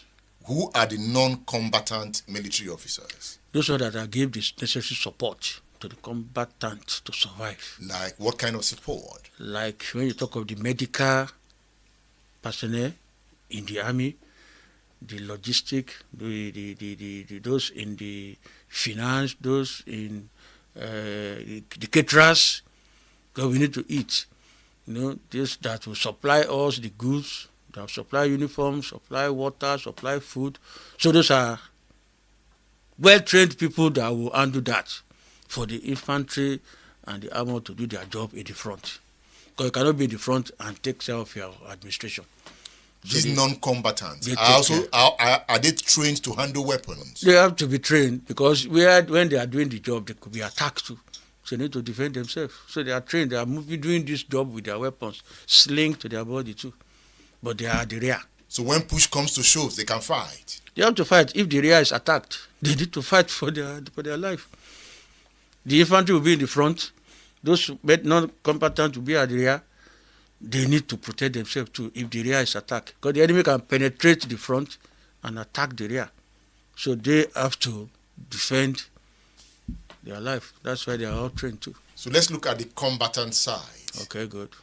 Is it divided into how many sections? Yeah, the combatant side is divided into 5 different groups again. The infantry and the armor, they are the main men that will occupy the ground, the fighting force. Then the other 3 groups, they give the necessary support to the infantry to survive or to win the battle.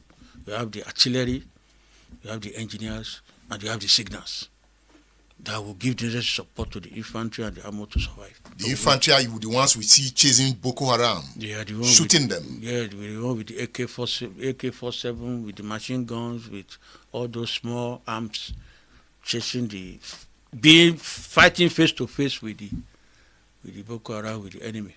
And the armored? They are the ones in the tanks. We call them the tankers. You know, the tanks, they are heavy weapons, heavy vehicles with big caliber weapons, like 100 millimeter ammunition, 105 millimeter. So they are fighting by the side of the infantry to help in bringing down some bunkers, some hard targets that the infantry might face in the war front. So they have heavier weapons? Heavier weapons than the infantry. So they are the ones who can bomb bridges? They destroy bridges, they destroy structures, they destroy bunkers where enemies are hiding and the rest. So who moves in first, the infantry or the armored? They are together. They don't. The armor cannot operate on its own because the infantry need to be by the side to protect the armor. You know, when you're in that tank, you are like a little bit blind. You are seeing the front, you might not be seeing the side, you might not be seeing your rear. So the infantry that on foot, we assist so that the enemy that the armor guys have not seen can come up with grenade to throw into the tank. So the infantryman that is beside the tank will bring down the enemy. So the infantryman is always on foot? It's always on foot, though there is a vehicle now that we call armored personnel carrier that will assist the infantry to move. You know, if you want the pace to increase. You know, if the infantry is on the foot, it will slow down the advance. But you want to increase the pace, you put them in the armored personnel carrier.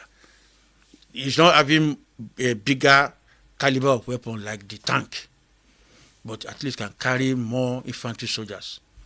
So can now move side by side with the tank and protect. So they are seen everywhere. They are on top of the armored vehicle too. They are inside, they are on top, so they are seen around.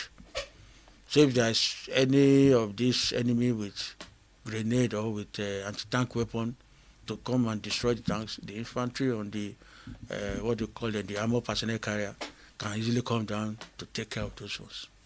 At what point will the artillery unit come in? Yes, artillery, like I said, will always be at the rear.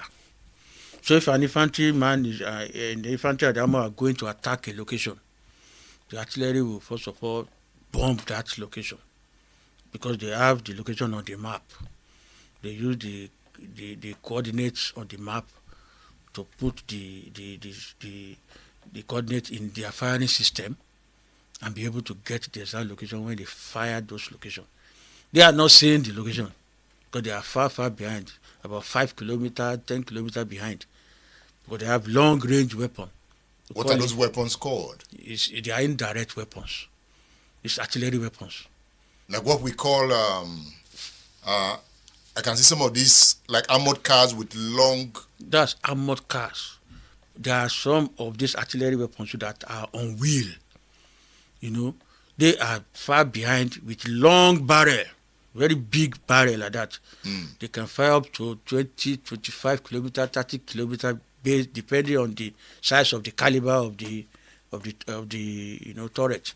So they are going to, reduce the capability of the enemy before the infantry guys get there. So before a military war starts, who starts the war among the combatants? All of them start the war. Like I said, before the infantryman will go and attack, the artillery has to... Who fires first? The artillery have to fire first. When an area has been identified that infantry is going to attack the place, then the artillery fire first at the rear to reduce the capability of the enemy before the infantry will not get there to do the final job. Interesting. Yeah. And you also have the signal corps. The signal will provide communication among the infantry, among the armor, among the artillery, so that you communicate with each other. You don't just go to war blindly or without knowing exactly what you are doing. The other person too must know where you are, what you are doing. So the essence of communication, that radio set and everything, that's the job of the signal. They provide those equipment. So communication is key. Is key, of course, unless you will, the artillery might fire its own troops. You get the point? I see. So if the infantry have to tell the artillery guy, we are at so location. So the artillery will know, okay, they have not got to the target, to the enemy place. So he will wait till when they get close to there before he will now start bombing the enemy location. So that he will not even bomb his own troops. So without signal, no war. No war. There will be casualties, caused by your own troops. Then you have the engineering corps. The engineering corps, they are to assist you in moving, because you might need to cross some obstacles. The engineers will be there to lay bridge on the water body, or to assist for your own vehicle to move, freely. The engineer is just to assist you to move. That's their job, because if the terrain is so bad, you might be bogged down. So the engineers are there to assist in the movement and provide some basic like water, where they can get to a place they are quickly going to do borehole in the front for the troops to have water to drink if they are in defense, So you can see the combat arm, they are working together, all to make the infantry and the armor succeed in capturing the target. Did you choose to be an infantry officer? Of course. I just, when we were in the Defense Academy. State Affairs with Edmondo Bilo is live.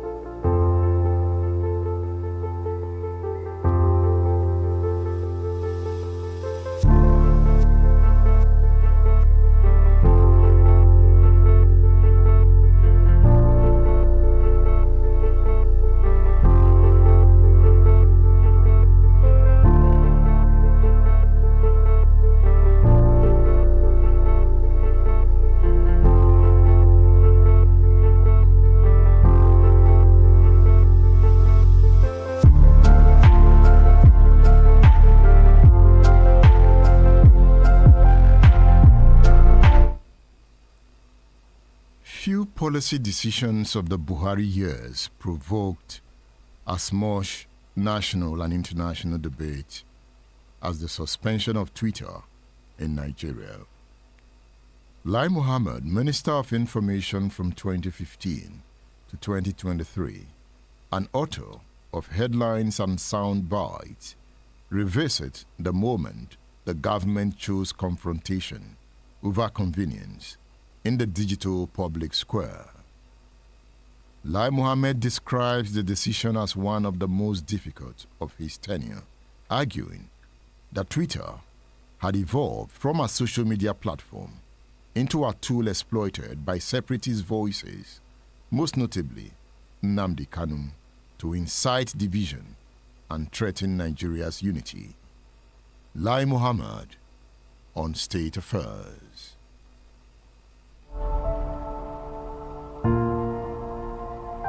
Chapter 14 of your book is interesting.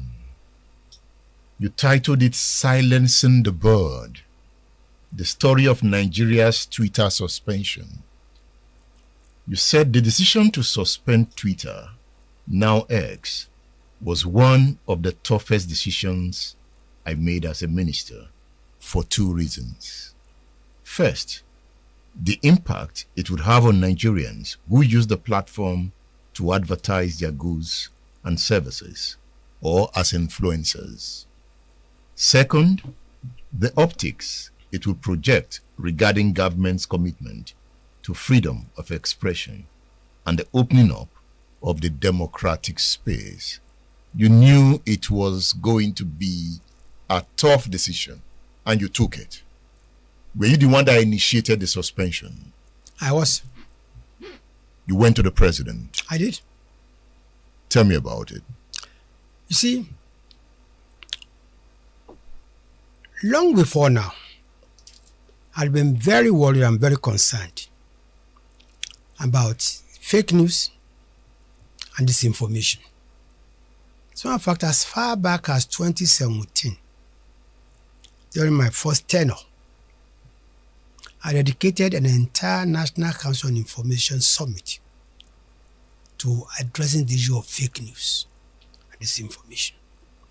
By 2018, I started a campaign against fake news and disinformation and sought the support of all media houses because I knew it was a time bomb. Now, we had several occasions invited these microblogging platforms that they should stop promoting hate news and disinformation. When I went to the president, and asked that we needed to suspend the operation of Twitter in this country. He asked me only two questions. The first was that, are you doing it because they deleted my tweet, my message? I said, no. He said, do you have the capacity? Then I asked me, why are you going to do it? I said, because the Twitter has become the platform of choice for everybody seeking to destroy this country. Seeking to destroy Nigeria. Exactly. And you see, if you know the role Twitter played in the NSAS, you know what I'm talking about. The president's tweet was deleted. Yes. Did that annoy the president? I don't know. I even asked him. Because he was telling me that was not enough reason for me to suspend the Twitter sales. He was telling me that. He didn't express his feeling about the delete? No. He wasn't concerned? No, you see, because we in the media, we is AIDS. We complained. We were not happy because we saw a tweet was even worse by Nnamdi Kanu, which was not deleted by Twitter. So we saw that even Twitter was taking sides. That what annoyed us. Why would you allow?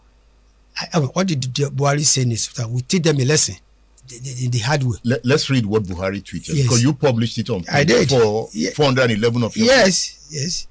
So Buhari tweeted, saying many of those misbehaving today are too young to be aware of the destruction and loss of lives that occurred during Biafra War. Those of us in the fields for 30 months who went through the war will treat them in the language they understand. What did the president mean by that? Look, incidentally, I think you interviewed Alabi Sama recently, and I've also been reading his book. And if you read that book, you see what Nigeria went through. This is very unfortunate. What the president meant, they will not allow a situation where people would again drum up another civil war in Nigeria. Therefore, those who are misbehaving, they will be dealt with within the laws of the land. Now, if you've read that, I want you to read Kanu's tweet. Okay. And let's see which one is more offensive. Yeah. Kanu's tweet is also on page 411 of Lai Mohammed's book. Yeah. So Kanu tweeted, "It is not for the living to respond to the dead, but given the lack of reasoning prevalent in the zoo, Nigeria, I wish to assure at Garbashiu, the jihadi midget at El-Rufai, and that Fulani lapdog, Femi Adesina, that any army they sent to Biafra land will die there. None will return alive. Mr. Obilo, which is more offensive of these tweets? This was allowed to go. Twitter saw nothing in this tweet.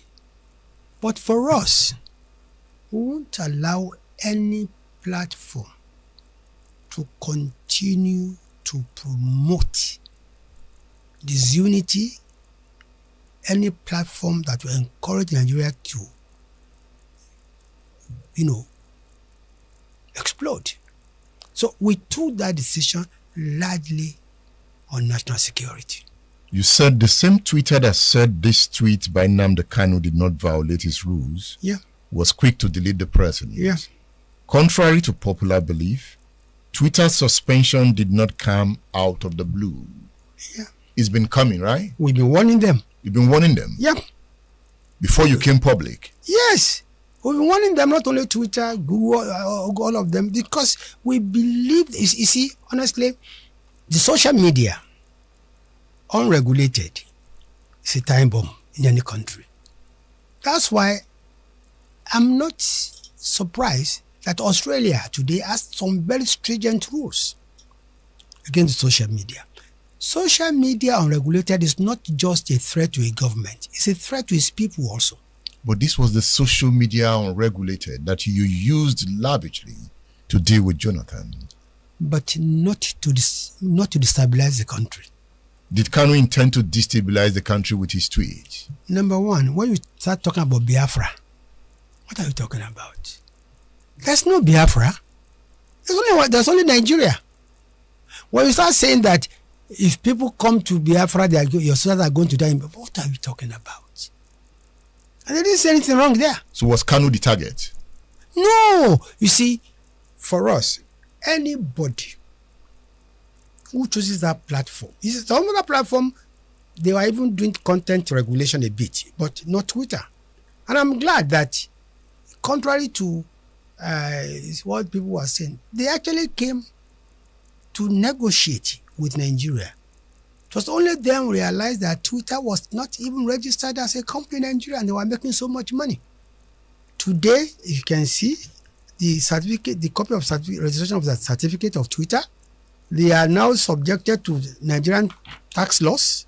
You can see in page, you can see this is their registration. Yeah. This is their taxation FIRS. Certificate of incorporation. Yes. So the Buhari government forced them to domicile here. Yes. Yes. We said you must register here. You must have a country representative here. You must obey our laws of taxation. You must respect our culture. And we must work together to agree on what tweets and what context will be healthy for Nigerians.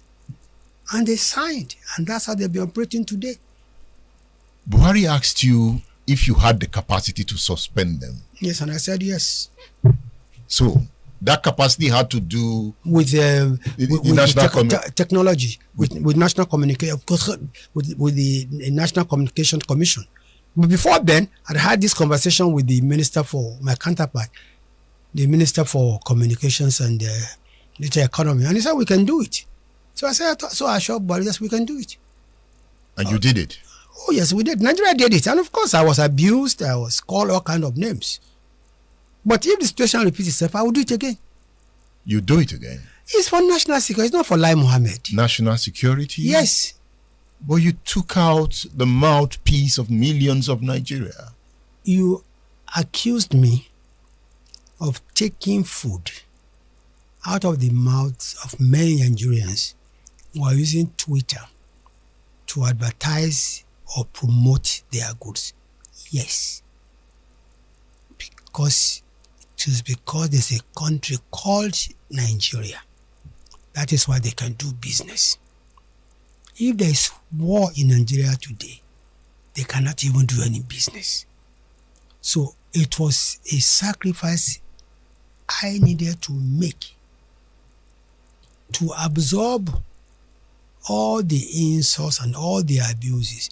But I was focused that Nigeria must remain one, and that this kind of, platform must not exist if it will continue to take on, contents which can destabilize Nigeria.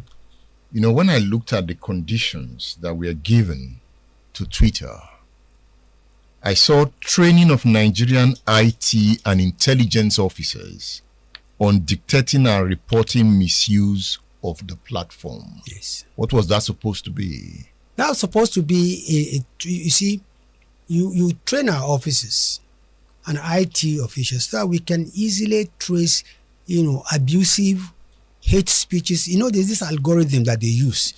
The whole idea is to sanitize the platform. Were you able to sanitize it?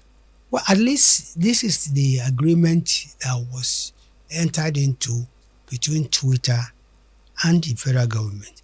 I'm no longer a minister, but I believe that those, especially NIDA, those who signed this agreement are still there.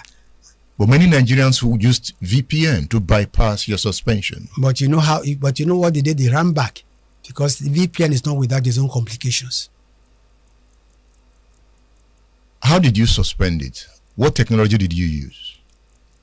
Mr. Obilo, I'm a simple Minister of Information, a lawyer. I don't understand the technology, but I was assured by the Minister of Digital Economy, Communication and Digital Economy, working through the NCC, that it was possible, it was done. So in fact, I made this statement about 7 p.m.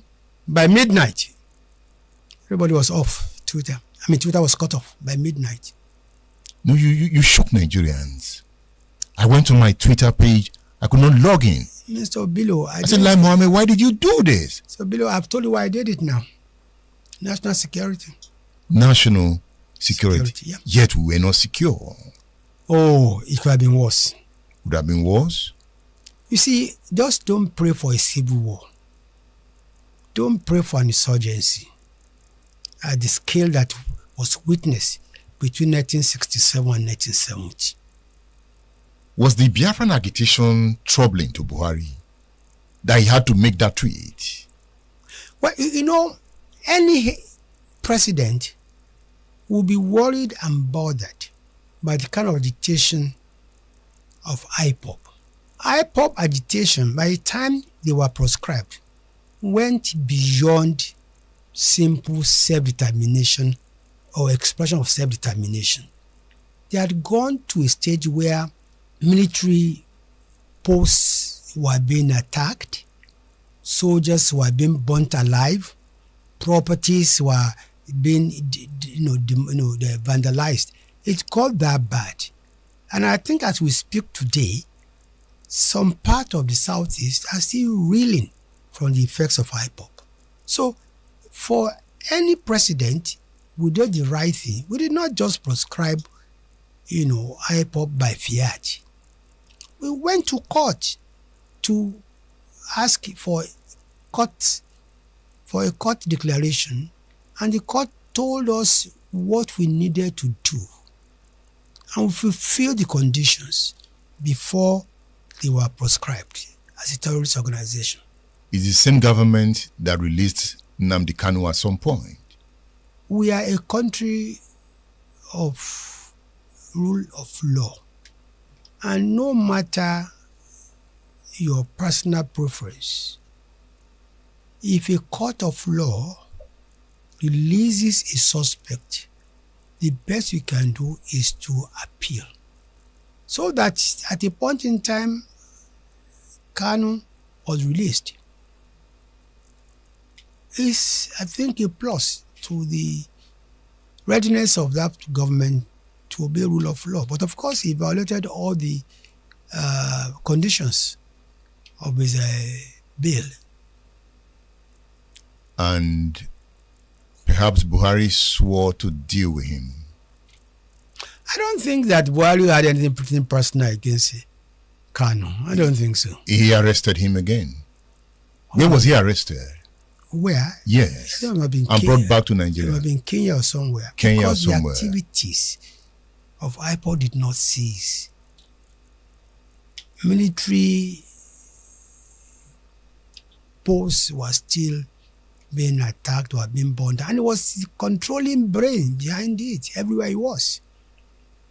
I had a clip of why I was directing where to burn, where to destroy during the NSAS. He has been sent to prison. Yes. That's the rule of law, right? Absolutely. State Affairs with Edmondo Bilo is live.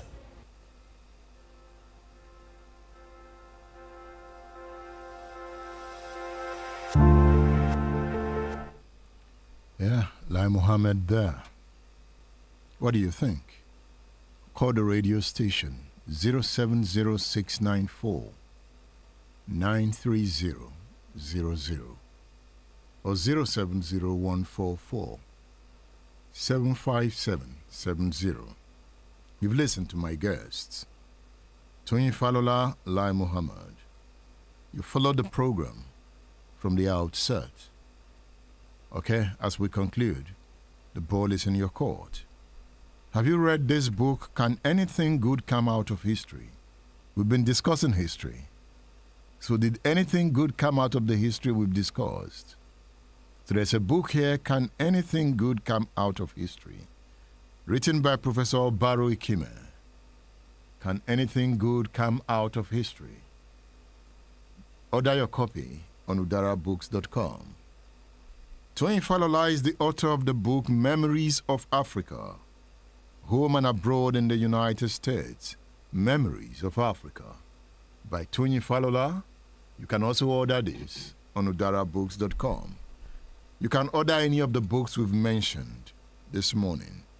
You can order through our WhatsApp number 08039918449. That is 08039918449. Hello. Hello, sir. Hello, good morning. Good morning. Deborah from Ibadan. Okay. Please, I want to ask a question. Okay. Is the civil war fought to reconcile, to unite Nigeria, or to divide Nigeria? Because the consequence of this civil war, I don't think it does unite Nigeria at all, but it further split Nigeria into pieces. And concerning Lai Mohammed's book, if you tell a lie, you will need to write about 20 lies so as to cover those lies that you have. All that is telling us, you should not forget that Muhammad Buhari came down to Ibadan and accused a former governor that he should give this Fulani chance. What is he now telling us? Is the book telling us that Buhari is ready to unite Nigeria by that utterance, or to divide Nigeria the more? All he's saying, I really appreciate your program, and it gives us privilege to know the past history. But what he's telling us now, I don't see anything tangible that you can derive from it. The purpose, when he recruited the repentant Boko Haram into the system, does it mean to destabilize or to put Nigeria straight? All this put together, we know that is it a true patriotic Nigeria or something else? God will heal us. Thank you. Thank you. On the front page of the Saturday Tribune, today's Tribune, we killed forest rangers in Oyo because they arrested 3 Fulani herders. The suspect is speaking. Hello, good morning. Hello, good morning, Mr. Obilo. Good morning. Hello? I can hear you. Good morning. Hello, good morning. Make your point. Yes, my name is Suleiman. Okay. Matthew Abatunde. You see, I want to thank you for bringing in this interview you had with Lai Mohammed. But to me, like the last caller I've just said, all he was telling us were just lies and deceptions. Now, I remember one of the things that the late president said when it comes to issue of this Boko Haram, when about 270 people were killed in Benue, and he was to speak about it. He was telling them, rather than condoling with them, he was telling them, oh, that the people of Benue State should embrace the people that they were their neighbors and all of that. So it shows the level of what Buhari has done to this country. It's unfortunate that we have somebody like that ruling a country like Nigeria. Now, a lot of people will call the current party, APC, a progressive party. And I will say, yes, they have been progressive when the last time that name had linked to them was when the Lamadeshino and his colleagues were governors. After that, the rest of these people, like he rightly said, they are transactionals, they are self-centered, they are not doing anything progressive. Now, Awolowo said something, and why the reason why he actually propounded free education in 1955. He said, and it is in line with what you've just told us that Linkwayum actually said. He said, for you to govern a nation, you must actually educate the followers so that they will understand the policies that you are about to bring. Now, these people were educated by Awolowo. They went to school under scholarship. They enjoying all this scholarship and all that free education. Now, when it is their turn, they are asking us to find a way of education and not actually following the path of Awolowo. And that's why the country is like this. Now, we must actually say that people like Lai Mohammed, honestly, they should stop talking to us Nigerians, because we are not fools. We understand what is happening in the society. They have ruined this country. They have destroyed this country by their selfish acts and wickedness they brought to Nigeria. Now, when somebody is a transactional leader that can negotiate with anything in order for him to retain power, I think I think some people call him a strategist that does not strategize to develop a nation, a strategy that does not strategize that the masses of this country will have, education and good standard of living, but only strategizing for him to retain power and consume the power, and use the power for his own laws. I think it's very unfortunate. That's why I want to use this medium to every opposition, irrespective of your party. They have to unite and to see that 2027, this wicked party called APC is booted out of this country. They have impoverished Nigerians. A lot of Nigerians are dying in hospitals because they cannot afford hospital bills. A lot of people have lost their jobs. A lot of people cannot feed well. In fact, just yesterday, about three people came to me asking me to loan them. Thank you. We should know when to stop. Time is running out. Okay, we gave him 3 minutes. Thank you. He has a lot to say. Saturday Tribune, we killed forest rangers in Oyo because they arrested 3 Fulani herders. The suspect speaks. Oyo government seizes 12 baskets of chemical ripened mangoes, warns against dangerous practices. But these are the things we do. You use chemical to ripen banana, to ripen plantain. People are dying of cancer. High blood pressure is rising. It's the character of society. Kano government says it targets 4 million voters ahead of 2027. Troops raid kidnappers' hideout in Edo Forest, arrest 13 suspects, seize weapons, drugs. Kwara massacre, attackers returned on Wednesday to continue their onslaught, but retreated when they saw soldiers. But the soldiers will also leave, and the communities will be left to themselves. So the books we have mentioned today, Decolonizing Nigeria, 1945 to 1960, by Tony Falola, Politics and Government in Nigeria by Felix Alonge. Order these books on udarabooks.com. Next week is another time.